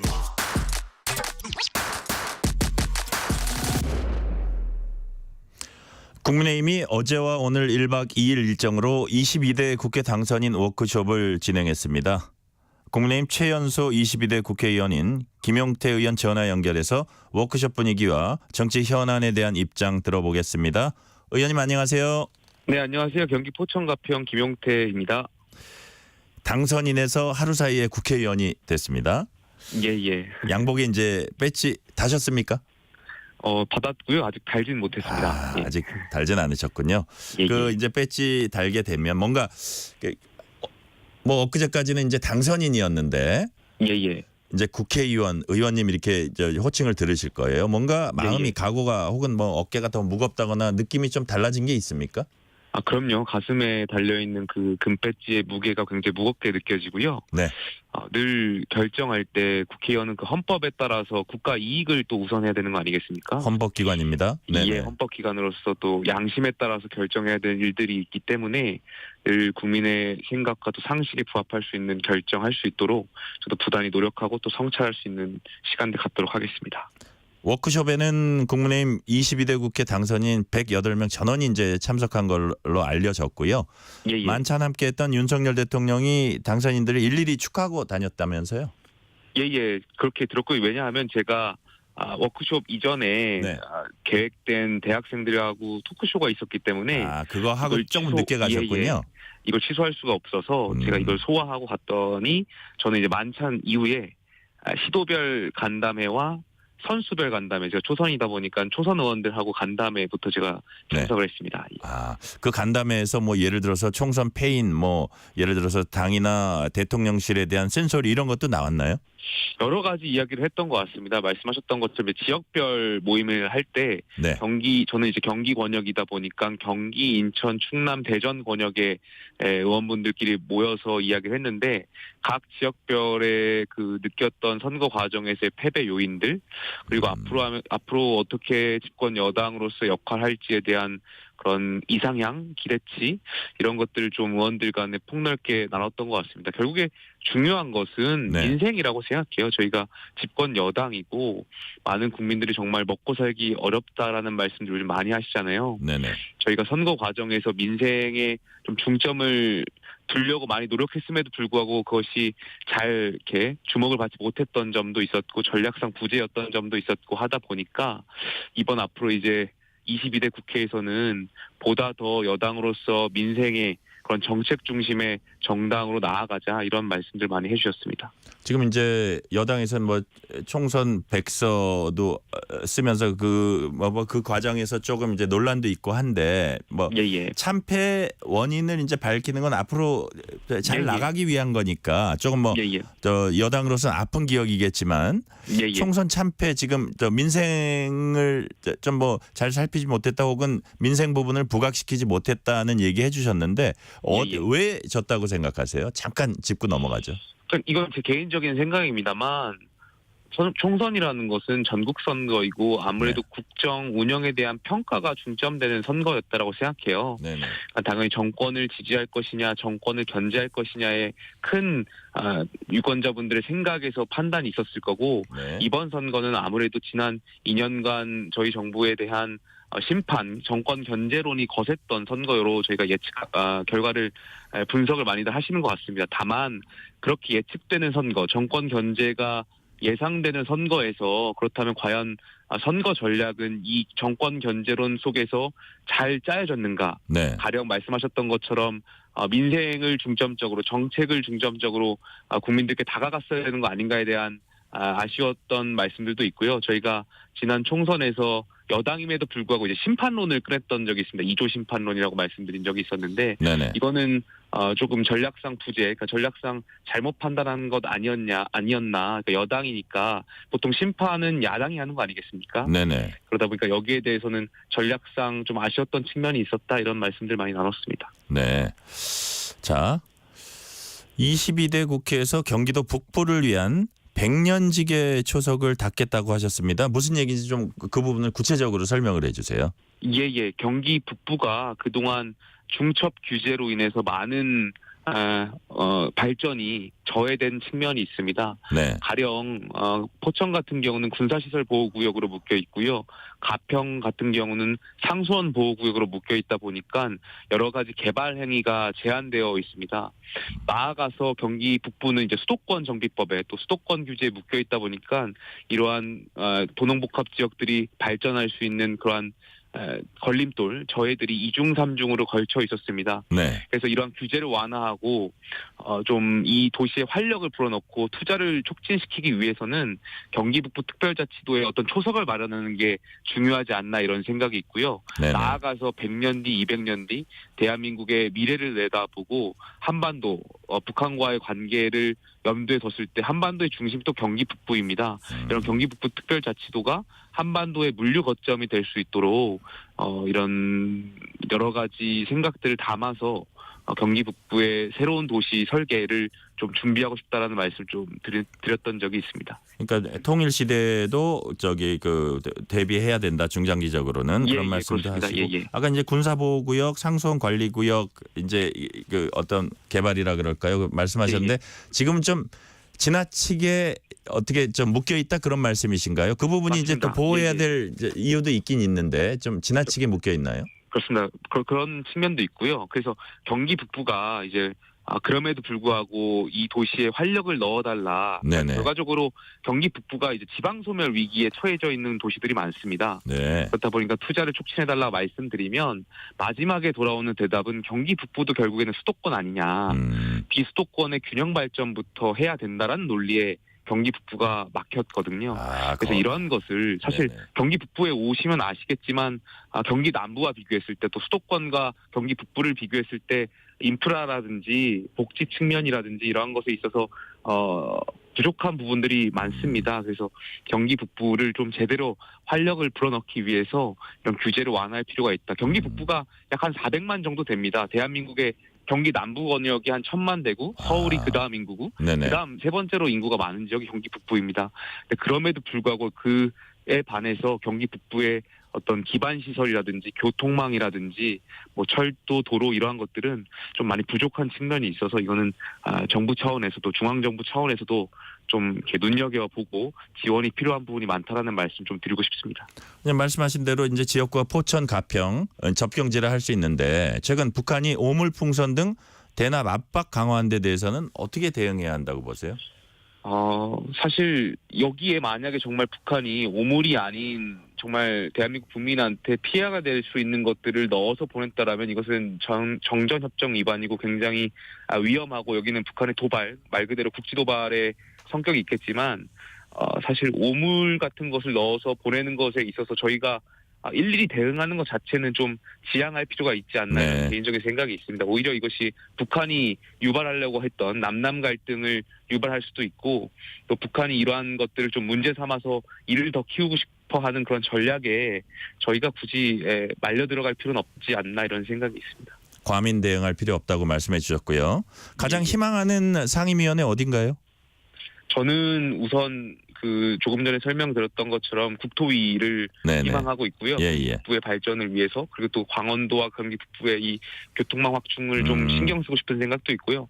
두 번째로는 산자위도 신청했습니다. 제가 네. 기후변화와 에너지와 관련해서 석사 학위를 가지면서 여러 가지 공부하고 연구해온 분야가 있고 또 대한민국의 에너지, 기후변화 대응을 위해서 재생에너지와 관련된 여러 인프라 확충을 하는데 입법 보완을 하고 싶은 생각도 있고요. 또 이 저탄소 경제로의 전환, 에너지 전환을 하는 데 있어서 입법을 보완하고 싶은 생각들이 있기 때문에 산자위도 신청했습니다. 네. 가장 젊은 여당 의원인 탓에 당내외적으로 김 의원께서 펼칠 정치 행보에 이제 기대감을 갖는 분들이 많습니다. 또 뭐 부담도 좀 될 수도 있는데 젊은 초선 의원으로서 어떤 각오랄까요? 내가 이것만은 꼭 하겠다. 나는 초선 의원으로서 어떤 태도로 의정에 임하겠다. 이런 생각을 좀 하셨나요? 중요한 건 민생인 것 같습니다. 저희가 오늘 워크숍에서 결과를 발표한 것도 1호 법안. 네. 예. 국민이 공감하는 민생정당, 유능한 정책정당이란 슬로건 아래 오늘 5월 30일이다 보니까 5개 분야, 그러니까 저출산 대응, 민생 살리기, 미래산업 육성, 지역균형 발전, 의료개혁 이 5개 분야에 31개 법안을 재개정하겠다. 531 법안을 발표한 바가 있습니다. 네네. 지금 여야가 특히 야당 같은 경우는 21대 때도 개혁을 하지 못했다고 하면서 힘으로 밀어붙이겠다라는 정쟁을 유발하고 이러한 계속해서 문제 삼고 또 야당 같은 경우 여러 가지 특검법을 또 제안하는 거 아니겠습니까? 네네. 계속해서 전쟁이 이어질 것 같고 또 여당 같은 경우 여소야대 상황에서 야당과 이러한 법안을 타협할 수 있는 어떤 여지들이 협상 여지들이 굉장히 레버리지가 적은 상황에서 거부권, 제2호권의 또 정국이 이어질 것 같은데 결국에 이러한 상황들이 이어지면 국민들의 피해가 국민들께 피해가 갈 거라고 생각되고 있고 그럴 때일수록 여당은 민생에 중점을 둬야 된다고 생각하고 있습니다. 네. 국민의힘의 막내 국회의원으로서 22대 국회 동안 민생을 위해서 야당과 협치할 부분이 있다라면 가감없이 또 야당과 대화할 수 있는 모습들 보여드릴 수 있도록 하겠습니다. 21대 때 국회 초선 의원들이 뭐 여도 그렇고 야도 그렇고 제 목소리 내기보다는 뭐 좀 당 지도부 방침에 뭐 일률적으로 따른다거나 이렇게 눈치를 본다거나 이런 좀 평가가 있었습니다. 어떻게 보세요?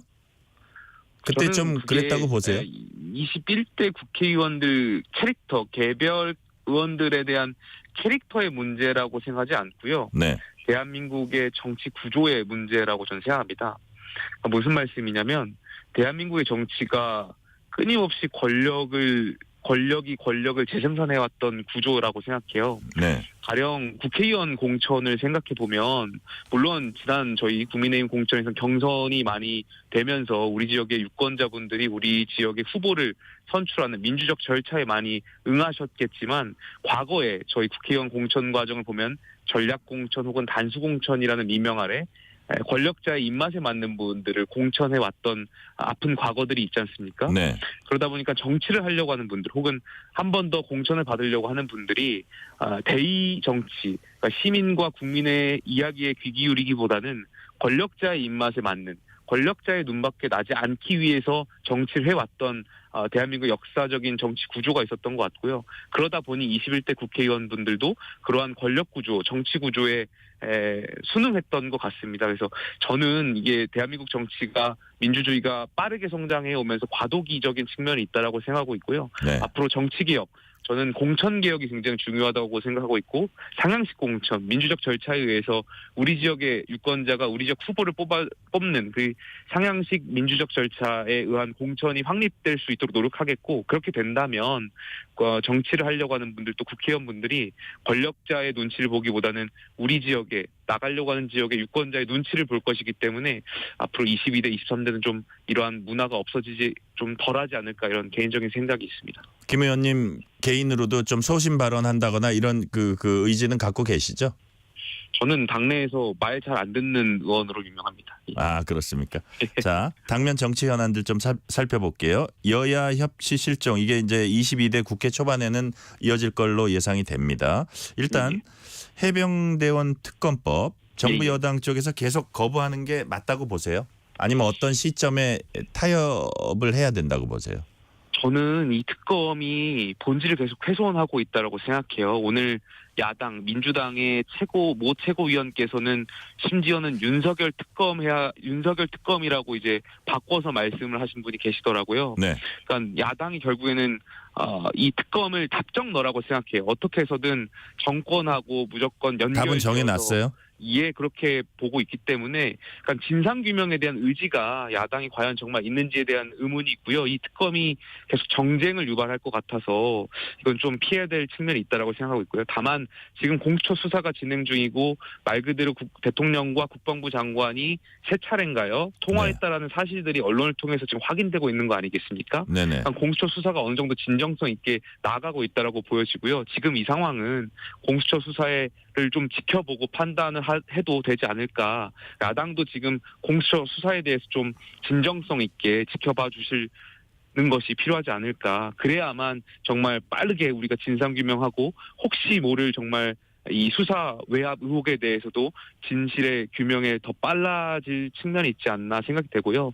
여당의 국회의원분들도 이 억울한 죽음, 정말 이 해병대원에 대한 억울한 그 죽음을 빨리 밝혀내고 이분의 명예를 드높이고 특히 박정훈 대령에 대해서도 우리가 사법부 판단이 있기 전에 이 박정훈 대령의 그 당시 조사 범위를 넓게 선정했을 때의 네. 그 마음가짐과 전 대통령 국군 통수권자로서의 마음가짐, 양심이 다르지 않을 거라고 생각해요. 이분이 어떻게 해서든 진상규명하기 위해서 경찰청으로 조사 범위를 넓게 설정해서 전 이첩했다라고 생각하고 있고 그 과정에서 이 군사법원법이 개정되면서 적용됐던 사례이다 보니까 여러 가지 혼선이 있을 수도 있다라고 생각해요. 그래서 공수처 수사 과정에서 홍선이 있었다면 그 홍선에 문제되는 사람들을 문책하고 책임지고 하면 된다고 저는 생각되거든요. 네. 사법 판단이 있기 전에 박정훈 대령에 대해서도 우리가 여당이 다시 한번 다른 판단을 내려야 하지 않나 이런 생각이 있고 거기에 대해서도 많은 의원들이 동의하고 있다라고 생각하고 있습니다. 그래서 이러한 진상규명에 진실규명에 지금은 공수처 수사를 지켜봐야 될 때가 아닌가 생각이 되고 한 가지 더 나아가서 네. 최근에 민주당 22대 국회의원분들께서 당선이신 분일 때 공수처의 그 통신 자료 그 확보를 하라고 이제 입장문을 발표한 적이 있습니다. 네네. 저는 이 입장문에 공감을 하고요. 공수처가 그 통신 사실 확인을 확보하는데 좀 주력해서 정말 국민들께서 보시기에 공수처가 정정당당하게 공정하게 수사하는 모습을 보여줬으면 좋겠다는 생각이 있습니다. 그게 윤석열 정부가 내세우는 법치와 공정이라고 저는 생각합니다. 민주당은 김건희 여사 종합특검법도 발의했습니다. 훨씬 더 내용이 세진 그런 그 내용이고요. 특검법 이외에도 민주당은 윤석열 대통령이 거부권 행사에서 폐기됐던 법안들 민주유공자 예우법, 방송 3법, 노란봉투법, 양곡관리법, 가맹사업법 등 모두 재발의하겠다는 입장입니다. 대통령 탄핵을 염두에 둔 듯한 이런 거대 야당의 이 파상 공세를 이 파고를 여당이 어떻게 헤쳐나갈 수 있을까요? 쉽지 않은 상황입니다. 조금 전에도 말씀드렸던 것처럼 여야의 진영 간 대결이 오히려 더 고착화되고 있고 제2요구권, 야당은 야당대로 힘으로 힘자랑을 하고 있고 여당은 여기에 대해서 대응할 수 없다 보니까 대통령의 제2요구권에 기댈 수밖에 없는 상황들. 네. 이러한 상황들이 굉장히 안타깝다라고 생각하고 있고요. 참 민생에 한해서는 여야가 좀 대화의 폭을 좁혀나갈 수 있는 대화의 장을 많이 마련해야 된다. 그게 어렵겠지만 그럼에도 불구하고 22대 국회의원들이 그러한 측면에 많이 더 노력해야 된다고 생각하고 있습니다. 황의호 비대위의 비대위원이기도 하시잖아요. 예예. 그 비대위 핵심 과제 중에 하나가 이제 룰을 손 보냐 안 보냐 하는 건데 이게 이제 그 국민 여론 반영하는 쪽으로 손 봐야 된다고 보세요? 저는 개인적으로 그 민심, 국민의 여론이 반영되어야 된다라고 이제 여러 차례 언론을 통해서도 말씀드린 바가 있고요. 네네. 이 과정은 지금 비대위에서 당내 구성원들의 여러 의견을 지금 수렴하고 있는 과정입니다. 그래서 조만간 저희 비대위에서 그 의견 수렴 절차를 거치고 좀 국민들과 당원분들께 저희의 입장을 발표할 수 있는 시기를 준비할 수 있도록 하겠습니다. 당권 후보로 한동훈 전 비대위원장 이름이 계속 언급되고 있고 이제 갑론을박도 펼쳐집니다. 한동훈 전 비대위원장 전당대회 출마 어떻게 생각하세요? 저는 한동훈 전 비대위원장뿐만이 아니라 비대위원으로서 이제 전당대회를 관리할 사람으로서 전당대회가 흥행되어야 하기 때문에 많은 당권 주자가 나왔으면 좋겠습니다. 저희가 집권 여당이고 계속해서 강조하지만 민생이 중요한 정당이고 그렇다면 앞으로 대한민국이 뭘 먹고 살 것인가, 미래 먹거리, 또 집권 여당은 앞으로 어떻게 나아갈 것인가에 대한 이런 건강한 토론들을 많은 분들이 나오셔서 이야기하고 또 토론하고 때론 싸우고 이런 모습들이 전 건강한 민주주의라고 생각됩니다. 그것이 지금 민주당과 또 대비될 수 있다라고 보여지거든요. 이재명 대표를 추대할 것이냐, 1인 정당으로 거의 뭐 비춰지고 있는 민주당과 대조돼서 저희 국민의힘이 더 다양하고 다양성 있는 정당으로 국민들께 다가갈 수 있는 것이 이번 전당대회라고 생각해서 많은 분들이 출마하셨으면 좋겠습니다. 네. 그 김용태 의원님이 또 총선 백서 특별위원이기도 하시죠? 제가 비대위원에 지명되기 전에는 특별위원이었다가 비대위원에 지명되면서는 그 직책은 이제 벗으셨군요. 그렇습니다. 지금 조정훈 그 특위위원장이 한 전 위원장 면담 요구하고 있는데 이 면담 필요한 면담이라고 보세요? 뭐 여기에 대해서 여러 가지 이제 정치적인 해석을 낳고 있는데 저는 전 비대위원장이고 그러니까 말 그대로 선거를 총지휘하셨던 분에 대한 어떤 면담이라든지 입장이라든지 이런 것은 충분히 들어볼 필요가 있다라고 생각합니다. 그것이 정적인 해석을 낳을 것이 아니라 저희가 말씀드렸던 것처럼 정권 견제론이 불고 있었던 이 선거 과정에서 과연 전략을 왜 이렇게 짰을지에 대한 그 순간순간에 대한 결정에 대한 배경 이런 것은 들어볼 필요가 있지 않나. 그것은 뭐 특정 당권 주자라고 불려지는 한동훈 전 위원장에 대한 어떤 정치적인 비판을 하기 위해서가 아니라 책임 씌우기가 아니라 그런 것이 아니라 당의 어떤 폭넓은 정말 건강한 미래를 위해서 중요한 과제라고 생각합니다. 의원님은 이른바 천하용인의 한 사람으로 불렸던 분입니다. 요즘 이준석 천하람 의원 등과 만남이랄까 뭐 이런 거 좀 이어오고 있습니까? 최근에 국회에서 이렇게 지나가다가 이렇게 얼굴을 보고 한 적은 있습니다. 네. 그 사실 천하람 의원하고는 장외 설전도 좀 벌였어요. 그래서 좀 어색할 거다 그랬는데 뭐 만나서 풀고 이러진 않았어요? 만나면 늘 저희가 뭐 이런 친소 관계가 있고 사적인 관계가 있다 보니까 사적으로 만났을 때는 그렇게 나쁜 관계는 아닙니다. 다만 천하람 당선인 뿐만이 아니라 최근에 오늘인가요? 아까 조금 전에도 뉴스가 나갔지만 특히 민주당 조국혁신당의 의원분들께서 대통령 난을 가지고 조롱하거나 비난하는 그런 SNS를 올리는 걸 제가 확인했는데요. 네. 이거는 대한민국 정치의 품격을 좀 저해하는 거 아닌가에 대한 생각이 있어요. 그러니까 네. 윤석열 대통령 개인의 어떤 그런 호불호에 대한 영역이 아니라 대한민국 대통령으로서 대한민국 국회의원의 개원을 축하해주는 자리일 텐데, 그런 날일 텐데, 이것을 SNS에 올리면서 이런 정말 눈살 찌푸리는 행동들을 하시는 것은 좀 국회의원으로서의 품위를 좀 지켜주셨으면 좋겠다, 이런 말씀을 좀 드리고 싶습니다. 마지막 두 질문은 조금 짧게요. 지금 시간 관계상. 자, 국민의힘 입장에서 개혁신당과 관계 어떻게 설정해 나가야 한다고 보세요? 어려운 관계인 것 같습니다. 하지만 보수의 가치를 두고 저는 혁신 경쟁을 해야 된다고 생각합니다. 네. 마지막 질문입니다. 22대 국회에 임하는 여당 초선 의원으로서 포부 짧게 한 말씀 부탁드립니다. 민생에 있어서는 초당적으로 야당과 대화에 적극적으로 임하겠습니다. 네. 오늘 말씀 여기까지 듣겠습니다. 지금까지 김용태 국민의힘 의원이었습니다. 의원님 감사합니다. 감사합니다. 실시간 교통정보 듣고 오겠습니다. 교통정보센터 서휘영 리포터 나와주세요. 네, 퇴근 정체 속에 사고가 있습니다. 수도권 제1순환고속도로 일산에서 판교 쪽, 자유로에서 수암터널까지 흐름이 답답하고요. 이후 하기분기점 5차로에 있는 추돌사고 나서 여파로 청계터널까지 밀립니다. 반대 판교에서 일산 구리 방향은 청계터널과 평촌부터 정체고요. 안현분기점에서 시작된 정체가 노고 1터널까지 쭉 이어집니다. 서해안고속도로 서울 쪽 해미 부근에는 사고 있었습니다. 현재 갓길에서 처리 중인데요. 1, 2차로에 사고 잔해물이 있어서 조심히 지나셔야겠습니다. 이후 서평택 분기점에서 용담터널까지 막히고요. 광명역부터 금천까지 정체입니다. 중부 내륙고속도로 양평 방향 충주 분기점과 감곡부터 정체고 금사 5터널에 사고 나서 여파로 북여주 나들목부터 막힙니다. 중부고속도로 하남 쪽은 일죽과 경기 광주 분기점부터 각각 12km씩 정체입니다.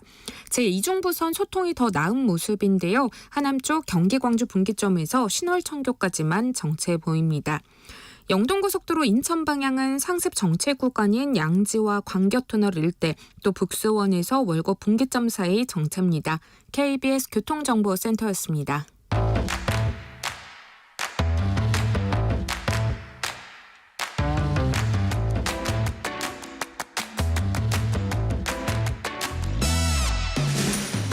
파고 또 파고 골라서 엄선한 뉴스만 전해드립니다.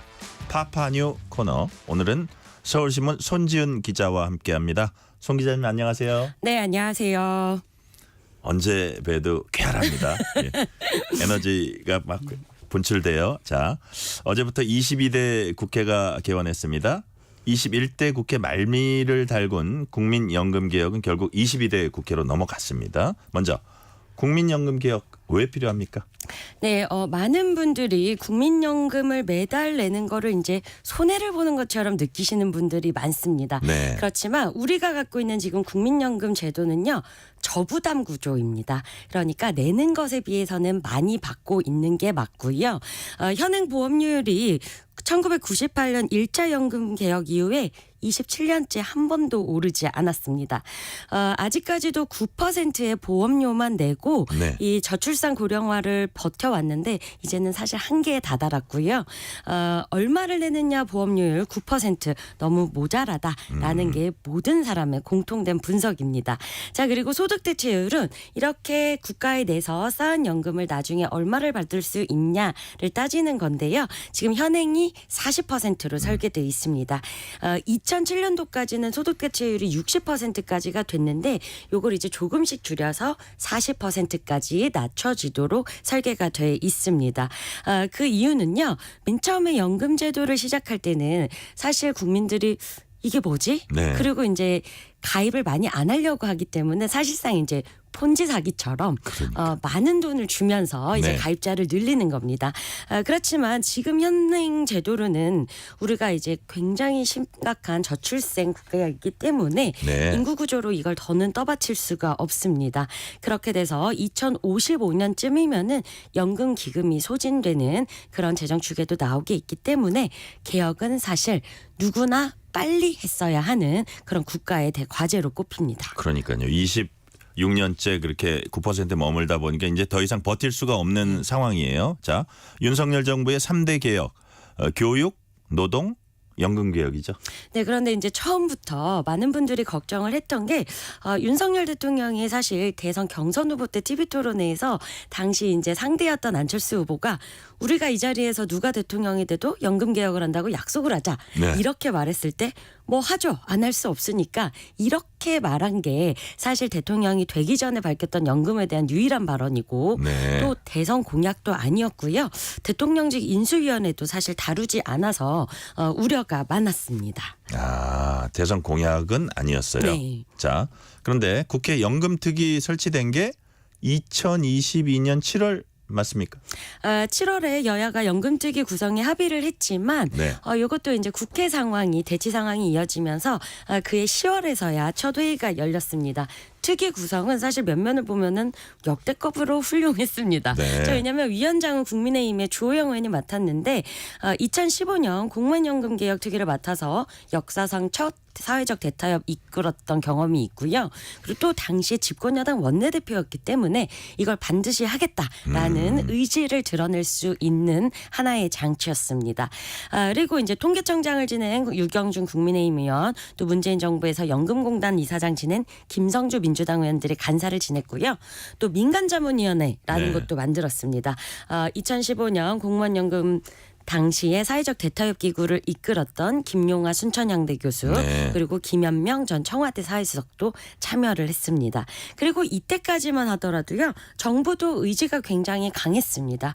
조규용 보건복지부 장관이 2023년 3월까지 재정계산 마무리하고 10월에 국민연금 개혁안의 정부안을 국회에 제출하겠다. 2023년 10월. 맞습니다. 네네. 그런데 결국 정부가 내놓은 안이라는 건요. 사실상 이 24개의 시나리오를 나열했고요. 이건 뭐 전 세계에 있는 연금 제도 그리고 우리나라에서 언급됐던 모든 시나리오를 나열했기 때문에 네. 사실상 윤석열 정부의 개혁안이라고 볼 수는 없었습니다. 그다음에 뭐 공론화위원회 이런 것도 있었던 것 같아요. 네. 그리고 이 연금 개혁이 모수 개혁과 구조 개혁으로 나뉘는데 예. 이제 모수 개혁은 우리가 내는 돈을 얼마를 올리고 받을 돈을 얼마로 줄이느냐 이 숫자를 조정하는 거고요. 이 구조 개혁은 연금의 틀 자체에 손을 네. 대는 겁니다. 기초연금, 퇴직연금 그리고 만약에 조금 더 잘할 수 있다면은 사학연금이나 군인연금처럼 네. 직영연금까지 다 통째로 틀을 바꾸는 개혁을 말합니다. 국회가 처음에는 이 모수 개혁을 위한 숫자 조정을 하다가 구조 개혁으로 방향을 틀면서 사실상 좀 논의의 방향이 틀어졌다라는 비판도 나왔었고요. 결국 마지막 총선 직후에는 이제 공론화의 결과 그리고 여야의 합의 끝에 네. 내는 돈은 9%에서 13%까지는 올려야 한다. 여기까지는 합의가 됐습니다. 그럼 얼마를 받을지를 두고는 민주당은 45%까지는 받아야 한다. 국민의힘은 43%가 마지노선이다라고까지 좁혀졌습니다. 그래서 우리가 이거를 이 부분에 대해서는 더 내고 더 받는 것으로 개혁의 방향이 정해졌는데 강경파들은요 이거 안 된다라고 말씀하시는 분들도 왜요? 많습니다. 이미 재정 고갈과 인구 구조 변화가 급박하기 때문에 이 정도 갖고는 안 된다. 네, 더 내고 그대로 받아야 한다. 하지만 이거는 국민적 합의를 이끌거나 국민적 지지를 받기 어렵기 때문에 국회가 더 내고 더 받는 방향으로 틀을 잡아왔던 겁니다. 그런데 총선 이후에 이 연금특위가 최종안 협상을 하다가 불발을 선언했고요. 네. 22대로 넘기자라고 결론을 낸 상황이었습니다. 근데 막판에 21대 국회 막판에 이재명 대표가 연금 개혁에 매우 적극적으로 나섰어요. 맞습니다. 민주당은 사실상 이 국민연금 개혁에 소극적이었던 게 사실입니다. 네. 명확한 당론도 없었고요. 이재명 대표도 이 공론화위원회가 민주당이 지지하는 소득보장안의 결과를 내놓기 전에는 사실 별다른 입장을 내지 않았습니다. 이 결과가 나오고부터는 21대 국회에서 마무리하자라고 적극적으로 나섰고요. 윤석열 대통령과의 영수회담에서도 그러니까 공론화위원회가 여당보다는 야당 쪽에 가까운 그 얘기 저 내용을 내놨죠. 네, 재정 건전을 바라는 분들보다는 소득 보장을 해주는 요 방안 안에 손을 들면서 민주당에서도 적극적인 목소리가 나왔습니다. 그러다가 자 13% 45% 요게 정부안이니까 민주당이 양보하겠다라고 민주당 워크숍 말미에 굉장히 기습적으로 이야기를 합니다. 그런데 사실 13, 45는 민주당 아니고요. 좀 의도적으로 오류된 수치를 내놓으면서 양보 프레임을 만들려고 했던 것으로 보입니다. 그리고 나서 이제 이 부분을 여권과 정부에서는 못 받겠다라고 하니까 그러면 보험료율은 13%, 여야 합의 그대로 가고요. 소득 대체율 44%, 민주당 안에서 1%포인트를 양보하겠다라면서 28일이죠. 이미 지나갔지만 마지막 본회의에서 이것을 처리하자. 또 윤석열 대통령도 영수회담을 해달라라고 제안에 나섰습니다. 아마 주말에 그 제안을 했던 걸로 제가 기억을 하고요. 그런데 이걸 정부 여당이 반대했습니다. 이유가 뭔가요? 네, 일단 대통령실은 이 연금 개혁을 쫓기듯이 해서는 안 된다. 22대 국회에서 대타협을 이뤄야 한다. 22대 국회가 진지하게 논의해야 한다. 이런 원론적인 답변을 내놨고요. 국민의힘도 마찬가지입니다. 이 모수개혁이라고 하더라도 숫자만 조율하는 게 다가 아니고 부대 조건들이 있습니다. 예를 들면은 소득 대체율을 몇 년도 까지 몇 %씩 이런 구체적인 시행 시기가 있어야 되고요. 자, 그리고 많은 분들이 국민연금 우리 지금 이렇게 내고 나중에 못 받는 것 아니야? 이렇게 걱정하시는 분들도 있는데 이렇게 이제 법률로 지급 보증을 명문화하고 또 이제 경제 여건에 따라서 요거를 조정할 수 있는 자동 안전화 장치 요거를 도입하는 것들 이 많은 것들을 그게 다 부칙에 들어 있는 거예요? 맞습니다. 요 부대 조건들도 다 합의를 해야 하는데 졸속으로 21대 국회가 문 닫는 게 임박한데 당장 하자는 것은 말이 안 된다라고 거부를 했습니다. 그리고 이제 당시에는요. 28일이었죠. 지난 28일 최상병 특검법 제2결 엄포를 놓은 상황이었는데 한 가지 쟁점에는 강행하겠다고 엄포를 놓고 요거는 합의를 하자는 것도 맞지 않다라는 그런 반박도 있었습니다. 그래서 추경호 원내대표가 역제안을 한 게 이제 지금 6월이니까요. 22대 국회가 열리면은 첫 정기국회가 9월에 시작됩니다. 네. 그러면 3개월 뒤쯤이 될 거고요. 그때 여야정협의체를 구성하고 연금특위를 구성해서 제대로 논의를 해서 구조개혁안을 처리하자라고 역제안을 했습니다. 자, 그런데 이제 여러 가지 이유들 지금 이 안을 받아서는 제대로 된 개혁을 할 수 없고 졸속으로 모수개혁안을 한번 처리하고 나면은 윤석열 정부 임기 내에 사실 역대 대통령들 중에서 이렇게 어려운 연금 개혁을 두 번이나 처리하기는 어렵다라는 게 여야 정치권의 공통된 시각이고요. 그리고 문재인 정부도 문재인 전 대통령도 의원 시절 새정치민주연합 시절에 이제 공무원연금 개혁을 할 때는 국민연금의 소득 대체율 50%를 보장해 달라는 부분을 이제 굉장히 주장을 해 왔습니다. 네. 그렇지만 문재인 정부 임기 내내 국민연금 개혁을 손대지 않았거든요. 그래서 여권의 시각은 이재명 대표와 민주당의 진위를 파악할 수 없다라는 정치적인 분석도 있었습니다. 일하는 야당, 양보하던 야당이라는 이 정치적인 이미지만 얻으려는 추경호 원내대표는 연금쇼다라는 표현도 직접 쓰기도 했습니다. 네. 그리고 이제 김진표 국회의장도요. 연금 개혁에 굉장히 의지가 강했습니다. 그래서 그러면 21대 국회에서 모수개혁을 한번 하고 22대에서 구조개혁을 하자라는 제안을 하기도 했고요. 막판에 가서는 그러면 좋다. 올리는 것만이라도 한번 합의를 하고 소득 대체율은 22대에서 논의하자라는 제안도 했지만 여야 모두 응하지 않았습니다. 우리 송 기자님 보시기에 그럼 22대 국회가 이제 하려는 모습은 보일 겁니다. 이게 어떻게 잘 굴러갈 수 있을 걸로 보세요?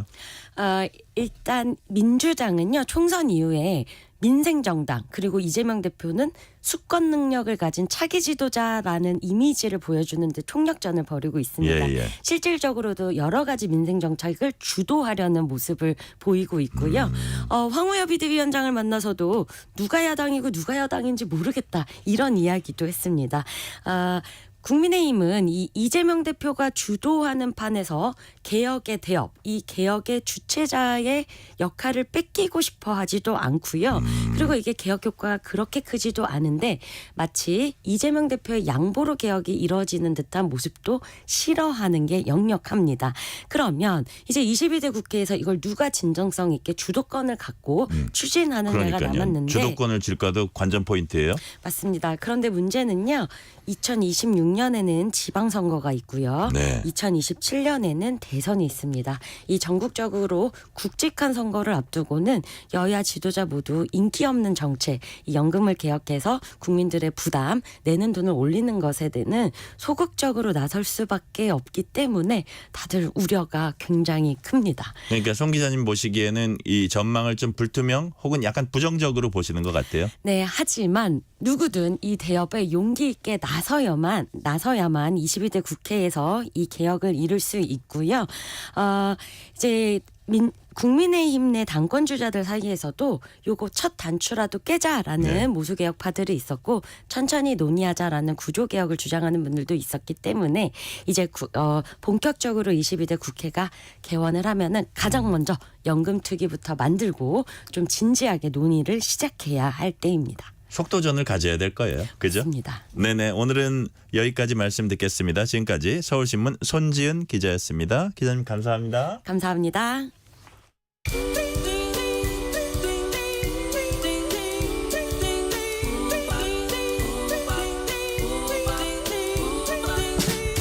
오늘 하루 뉴스를 정리해주는 다정한 편지 한 통.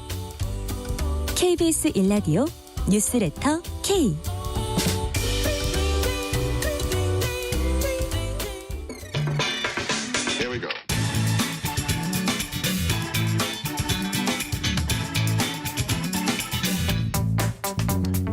금요일 저녁은 시사를 초월해서 문화 이야기 나눠봅니다. 뉴스레터 K 금요일 코너 금시초문. 어디 가도 못 듣는 문화 이야기 전해주실 김영대 음악평론가 나오셨습니다. 평론가님 어서 오세요. 네, 안녕하세요. 처음 뵙겠습니다. 네, 반갑습니다. 근데 제가 얘기를 들어보니까 2주 만에 이 자리에 오셨다고 해요. 네네. 지난번 이 시간에 K-팝의 현주소를 짚어주셨는데요. 그렇습니다. 2주 동안 새로운 소식이 많았습니다. 특히 어제 법원이 어도어 민희진 대표에 대한 해임안에 제동을 걸었습니다. 배신적 행위여도 배임은 아니다. 배짜 돌림이에요.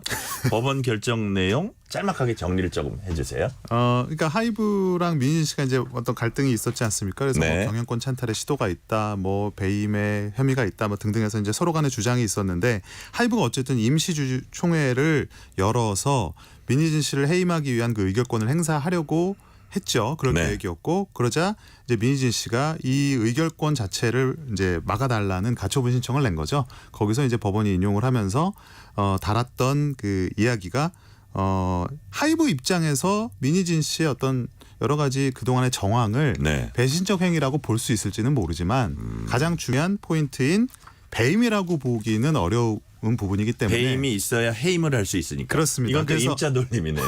네. 앞에는 배짜 돌림이고 뒤에는 임자 돌림인데요. 그래서 가장 중요한 건 사실 배임이냐 아니냐 이 부분이잖아요. 네. 그래서 결국은 이 부분에 대해서 이제 민희진 씨의 어떻게 보면 주장에 힘이 실리면서 당분간은 뭐 하이브가 추가적인 법적인 제스처를 취하거나 뭐 벌금을 200억을 내야 된다 뭐 이런 조건도 있던데요. 네. 뭐 이런 식으로 어떤 추가적인 리스크를 이제 감수하면서까지 민희진 씨를 해임하려는 노력을 하지 않는 한 당분간은 뉴진스의 프로듀서이자 어도어의 수장으로서 민희진 씨의 그 위치는 굳건하겠죠. 다만 이제 하이브가 민희진 씨를 둘러싼 이제 그 뭐 이사진들을 이사 두 명인가요? 교체를 하면서 뭐 얼핏 보면 좀 압박하는 모양새인데요. 네, 요거 관련해서 이제 민희 씨가 오늘 또 기자회견을 하면서 뭐 본인이 또 담아둔 얘기들을 또 쏟아내기도 했죠. 그러니까요. 저 지금 말씀하신 대로 저 임시주총에서는 민희진 대표 유임 확정되고 네네.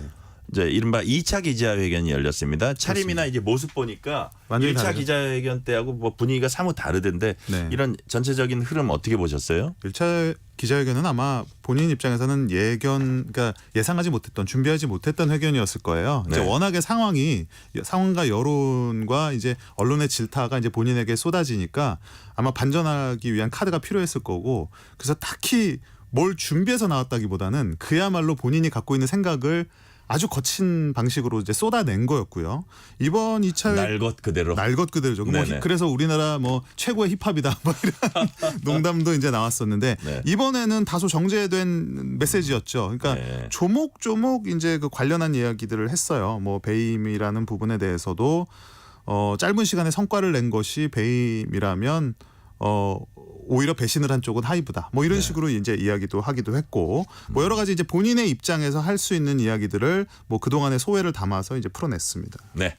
본격적으로 음악 얘기해 보겠습니다. 민희진 대표가 프로듀싱한 걸그룹 뉴진스가 신곡을 발표했죠. 네, 원래 버블검이라는 노래가 선공개라고 하죠. 미리 공개가 됐었다가 이번에 이 더블 싱글이에요. 그러니까 노래 2곡이 발표된 겁니다. 네. 앨범이라고는 하지만 네네. 그래서 이번에 How Sweet이라고 하는 곡까지 발표가 되면서 이제 2곡의 라인업이 모두 공개됐습니다. 네. 어떤 곡인지 잠시 듣고 올까요? 뉴진스의 How Sweet. And don't you know how sweet it tastes? How sweet it tastes. Yeah, don't you know how sweet it tastes? How sweet it tastes. Yeah, don't you know how sweet it tastes? Now that I'm without you. 나 더는 묻지 않을래. How sweet it tastes. 알려주지 않아도 돼. How sweet it tastes. Why don't you know how sweet it tastes? Now that I'm without you. 이 How Sweet이란 뜻이 이 얼마나 감미롭냐, 이 그렇습니다. 얼마나 달콤하냐. 진짜 창실의 영어를 굉장히 잘하셨나 봐요. 바로 네? 해석을 하시네요. 저 그래도 공부 열심히 했어요. 달콤하네요, 진짜. 네, 평론가님 달콤한 어떻게 보셨어요, 이거? 뉴진스스러운 노래가 또 나왔다고 생각이 들어요. 네네. 뉴진스라는 그룹이 내세우는 스타일 자체가 뭔가 심심한 듯하면서 그 평양냉면 맛처럼요. 평양냉면. 네. 이게 함흥냉면처럼 막 맵지도 않고 밍밍하면서. 네네네. 네네. 자극적이지 않은데 듣다 보면은 그 맛에 빠져들게 되는 그 독특한 그 방법론이 있거든요. 네. 그 방법론을 그대로 유지한 또 하나의 어떤 뉴진스다운 신곡이 나온 것 같아요. 네. 지금 3878님이요. 업계는 참 복잡 다단한데 뉴진스 노래는 좋기만 하네요. 이렇게 또 평가를 해주셨고요. 지금 평양냉면 얘기하셨는데 뉴진스 음악이 특이한 게 제가 보기엔 이겁니다. 엄청나게 뭐 새롭다거나 낯설다 뭐 이런 느낌보다는 편안하게 이제 소화가 되는 것 같아요. 네. 왜 그런 걸까요? 이게 이제 기존에 우리가 알고 있던 방식을 네. 현대적으로 재해석하는 능력이 뛰어나서 그래요. 알던 방식을 현대적 재해석. 그러니까 이제 음악이라는 게 때로는 과거의 것을 통해서 향수를 불러일으키기도 하고 네. 때로는 우리가 알지 못하는 전혀 새로운 사운드를 들려줌으로써 우리에게 어떤 뭐 지적 만족감이라든지 놀라움을 주지 않습니까? 네. 근데 뉴진스는 약간 전자예요. 우리가 익히 음악을 그냥 어느 정도 듣는 사람이라면 뭐 내가 전문 지식이 있어서가 아니라 뭐 익숙해요. 음악을 공부해서가 아니라 우리에게 어느 정도 공유되고 있는 정서나 코드가 있단 말이죠. 네네. 그런 것들을 잘 버무려서 과거의 세대에게는 향수를 주지만 요즘 세대에게는 완전히 새로운 사운드로 들릴 수 있는 뭐 요새 뉴트로라는 말도 있지 네네. 않습니까? 네. 그런 코드를 아주 잘 활용하는 팀이에요. 이런 뉴진스 음악을 easy listening, 저 아까 영어 얘기하셨으니까 네. 듣기 쉬운 거, 네, 발음이 그죠? 좋은 것 같아요. easy listening. 감사합니다. 좋은 평가. 이라고 볼 수 있는 건가요? 그렇죠. 예, 지금 K-팝의 이지 리스닝 어떤 열풍을 이끌고 있는 가장 중요한 팀이라고 볼 수 있을 것 같은데요. 네. 이제 음악이라는 게 우리가 듣고 물론 어려울 수도 있습니다. 음악이라는 건 다양하니까요. 근데 뉴진스가 내세우는 거는 굳이 음악이라는 게 어렵거나 우리에게 기존의 어떤 지식이나 이런 것들을 요구할 필요가 없다라는 거예요. 네네. 음악이라는 게 그냥 잘 몰라도 들었을 때 좋고 아까 말씀하셨지만 들었을 때 달콤하고 들었을 때 감미롭고. 감미로우면 된다라는 게 큰 틀이에요. 이제 네. 그런 음악들을 우리가 주로 이지 리스닝이라고 하죠. 쉽게 들리긴 하지만 이제 진부할 수도 있는데 네. 항상 참신한 느낌 이런 걸 줍니다. 그 네. 이유가 뭘까요? 이게 어떤 익숙한 코드를 가져오더라도 이 코드를 진부하게 해석하느냐 네. 혹은 새로운 감각으로 해석하냐의 그 어떤 감각 차이예요. 저는 그걸 이제 미감의 차이라고 보는데 미감. 이런 부분에 있어서 이 어도의 수장인 민희진 씨라든지 이 뉴진스의 곡을 만드는 작곡가 250이라는 요 아주 소규모의 아주 그 인사이더들이 있습니다. 이 어도어를 이루는 요 사람들의 호흡이 아주 기가 막힌 것 같아요. 예, 그래서 사실은 이 하우스 윗이라는 곡도 어렸을 때 얼핏 들었었던 그 마이애미 베이스라고 하는 힙합의 장르입니다. 네네. 근데 그 마이애미 베이스라는 장르는 조금은 좀 촌스럽고 경박함이 재미있는 스타일이거든요. 네. 근데 이거를 가져오면서도 이거를 세련되고 달콤하고 걸그룹의 이런 톤앤맨에 어울리는 그런 곡으로 만들어낸다라는 것이 이제 요 뉴진스만의 강점인 거죠. 지난번에 출연했을 때 이런 말씀을 하셨다고 해요. K-팝 씬이 원래는 10명 중에 2명을 강하게 만족시키는 전략을 이용했는데 이제는 나머지 8명을 공략하고 있다. 이런 네. 말씀하셨습니다. 네. 그렇다면 이지 리스닝 전략이 그런 건가요? 그렇다면 K-팝은 왜 전략을 바꾼 거죠? 그러니까 K-팝이 갖고 있는 고유한 속성, 그러니까 고관여층의 팬을 타겟팅한다라는 점은 공통적이에요. 네. 그런데 뭐가 다르냐? 음악이 다른 거죠. 그러니까 기존의 K-팝은 이 고관여층을 만족시키면서 이들에게 뭔가 당신들이 다른 걸 듣고 있어라는 거를 좀 더 강조하기 위해서 오히려 어려운 방법론을 택합니다. 예. 음악이 어렵다고 인기가 없는 게 아니에요. 오히려 어려운 것 자체가 하나의 차별점이 되기 때문에 타겟팅 전략을 쓰지 보다 보편적인 대중을 공략하는 방식을 취하고 있는 거예요. 네. 그러니까 그런 차이가 있다고 보시면 될 것 같습니다. 그렇다면 이지 리스닝 반대도 하드 리스닝도 있는 거네요. 언뜻 보면 그런데 예. 하드 리스닝이라는 말은 우리가 뭐 굳이 쓰지는 않습니다. 네. 굳이 장르가 있지는 않는데 이게 이제 이것도 재밌는 거예요. 음악이라는 게 이지할 수도 있고 하드할 수도 있는데 K-팝이 의식적으로 때로는 어렵게도 만든다라는 게 흥미로운 부분인 거죠. 네. 자, 지금 뉴진스와 정반대 스타일로 나와서 주목받는 걸그룹도 있습니다. 에스파. 신곡 제목이 슈퍼노바와 아마겟돈이네요. 자, 그렇다면 어떤 부분에 좀 집중해서 들으면 좋을까요? 이름이 다르잖아요. 슈퍼노바 초신성, 아마겟돈은 뭐 최후의 전쟁이 일어나는 뭐 장소 이런 거 아닙니까? 선과 악의 최후의 결전. 웅장하잖아요. 저 장대예요. 저 진짜 공부 열심히 했나 봐. 너무 열심히. 하우스 윗을 생각하면 벌써 하우스 윗은 이지 리스닝이잖아요. 네네. 슈퍼노바 아마겟돈은 벌써 이 제목에서 느껴지는 것이 그러니까요. 매니악하고 스케일이 큽니다. 맞습니다. 그런 스케일감을 주목해서 들어보시면 좋을 것 같아요. 약간 마치 퀸처럼. 자, 그렇다면 이 두 곡 중에 슈퍼노바라는 곡 짧게 들어보고 얘기 이어가겠습니다. 에스파의 슈퍼노바. 지금 내 안에 선 supernova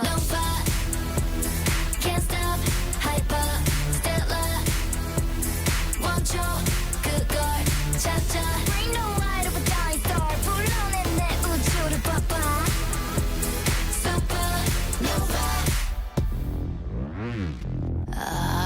body bang 느낌이 사뭇 다른데요. 완전 아까하고? 다르죠. 예. 지금 우리나라 K-팝을 구성하고 있는 양극단을 지금 다 들으신 거예요. 좀 약간 맹렬하고 약간 뭐랄까 뭐랄까요? 과격하고 비장하죠. 비장하고. 네. 그죠? 그 비장미 자체가 슈퍼노바 하는데 저는 너바 그러는 줄 알았어요. 너를 봐라. 너를 보라고. 네.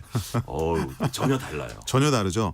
그 아마 좀 주의 깊게 들으셨으면 일단 목소리가 다르다는 걸 아실 거예요. 목소리가. 뉴진스의 목소리는요. 이게 가만히 어루만지도 노래를 불러요. 네. 뭐냐면 이게 쉬운 전략을 택해야 되기 때문에 그렇거든요. 근데 에스파는 각각의 이 4명의 멤버가 낼 수 있는 가장 에지한 목소리라 그러죠. 강렬하면서도 독특한 네. 한 번 들어도 야 이거 에스파 노래 아니야? 라고 생각할 수 있는 그런 목소리를 내는 것부터가 벌써 다릅니다. 음악도 다르지만요. 네. 자, 그렇다면 그 뮤직비디오가 또 이제 굉장히 강렬했다고 하더라고요. 거의 슈퍼히어로물이에요. 외계인 콘셉트. 네. 예. 음악만이 아니라 비디오 같은 비주얼적인 부분 당연히 중요한 거죠. 당연하죠. 그러니까 지금 K-팝은 뭐 아까 하우스윗도 마찬가지인데 최종적으로 뮤직비디오를 통해서 전달되는 그 정서 자체가 하나의 음악이라고 보시면 돼요. 그러니까 에스파도 음악만 들어도 물론 좋지만 그 정말 슈퍼히어로로 각성하는 슈퍼노바를 보고 최후의 싸움을 펼치는 아마겟돈을 보고 나면 이거 하나가 하나의 경험이거든요. 이제 이것 자체를 놓고 우리가 이제 평가를 해야 되는 거죠. 네.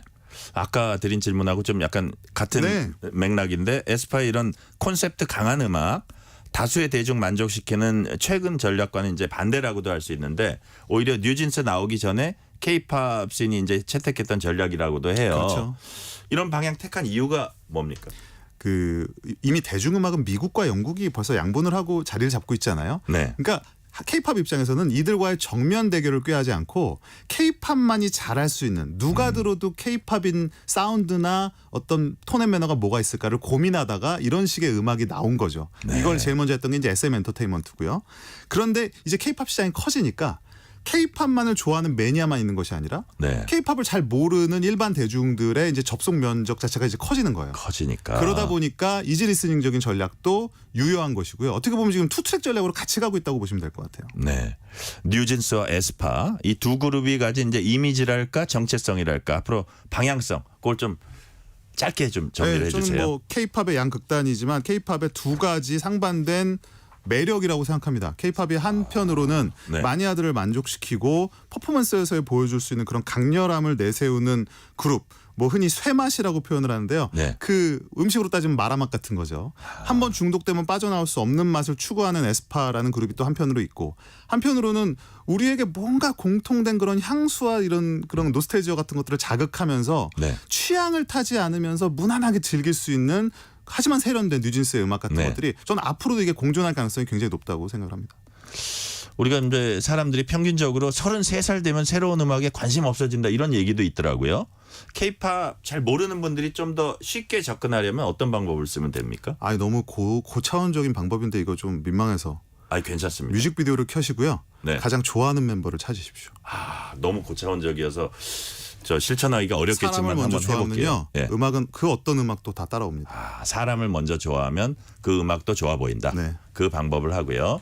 자, 이제 시간 한 1분 미만으로 남았는데 오늘 뉴진스 에스파 두 그룹에만 한정해서 이제 얘기해 주셨는데 또 재미있게 보신 아티스트 있으면 짤막하게만 이건 좀 설명을 해 주세요. K-팝을 잘 알면 더 좋은 그룹이 에스파고 K-팝을 잘 몰라도 좋아할 수 있는 그룹이 뉴진스라면 네. 요 두 가지 사이에 걸쳐 있는 그룹이 한 팀 또 있어요. 네. 키스 오브 라이프라는 그룹입니다. 키스 오브 라이프. 네. 키스 오브 라이프라는 그룹은 한편으로는 K-팝 팬들에게 익숙한 공식을 활용을 하지만 한편으로는 K-팝을 잘 몰라도 좋아할 수 있는 그런 친숙함과 좀 그 레트로함이 있거든요. 한번 기회가 되신다면 키스 오브 라이프의 음악 좀 찾아서 들어보시면 제 설명이 어떤 의미인지 아시지 않을까 생각이 들어요. 꼭 그러겠습니다. 여기까지 말씀 듣겠습니다. 뉴스레터 K 금요일 코너 금시초문 김영대 음악평론가와 얘기 나눴습니다. 감사합니다. 고맙습니다. 이형란 씨가 전종철 기자님 보이는 라디오로 처음 뵙네요. 저녁 방송에서 만나 뵙게 되어 반갑습니다. 정말 반갑습니다. 감사합니다. 3253님 오늘 5월의 마지막 날이네요. 뉴스레터 K 들으면서 주말과 6월과 여름을 준비해야 되겠습니다. 오늘 뉴스레터 K는 여기까지입니다. 금시초문 코너에서 뉴진스와 에스파의 신곡 짧게만 들어봐서 이제 아쉬우셨을 텐데요. 오늘 끝곡으로 뉴진스의 또 다른 신곡 버블검 길게 들으시면서 이 시간 마무리하겠습니다. 커피 쿠폰 받으실 분들은 뉴스레터 K 홈페이지 확인해 주시고요. 오늘도 함께해 주신 청취자 여러분 진심으로 감사드립니다. 지금까지 뉴스레터 K 전종철입니다.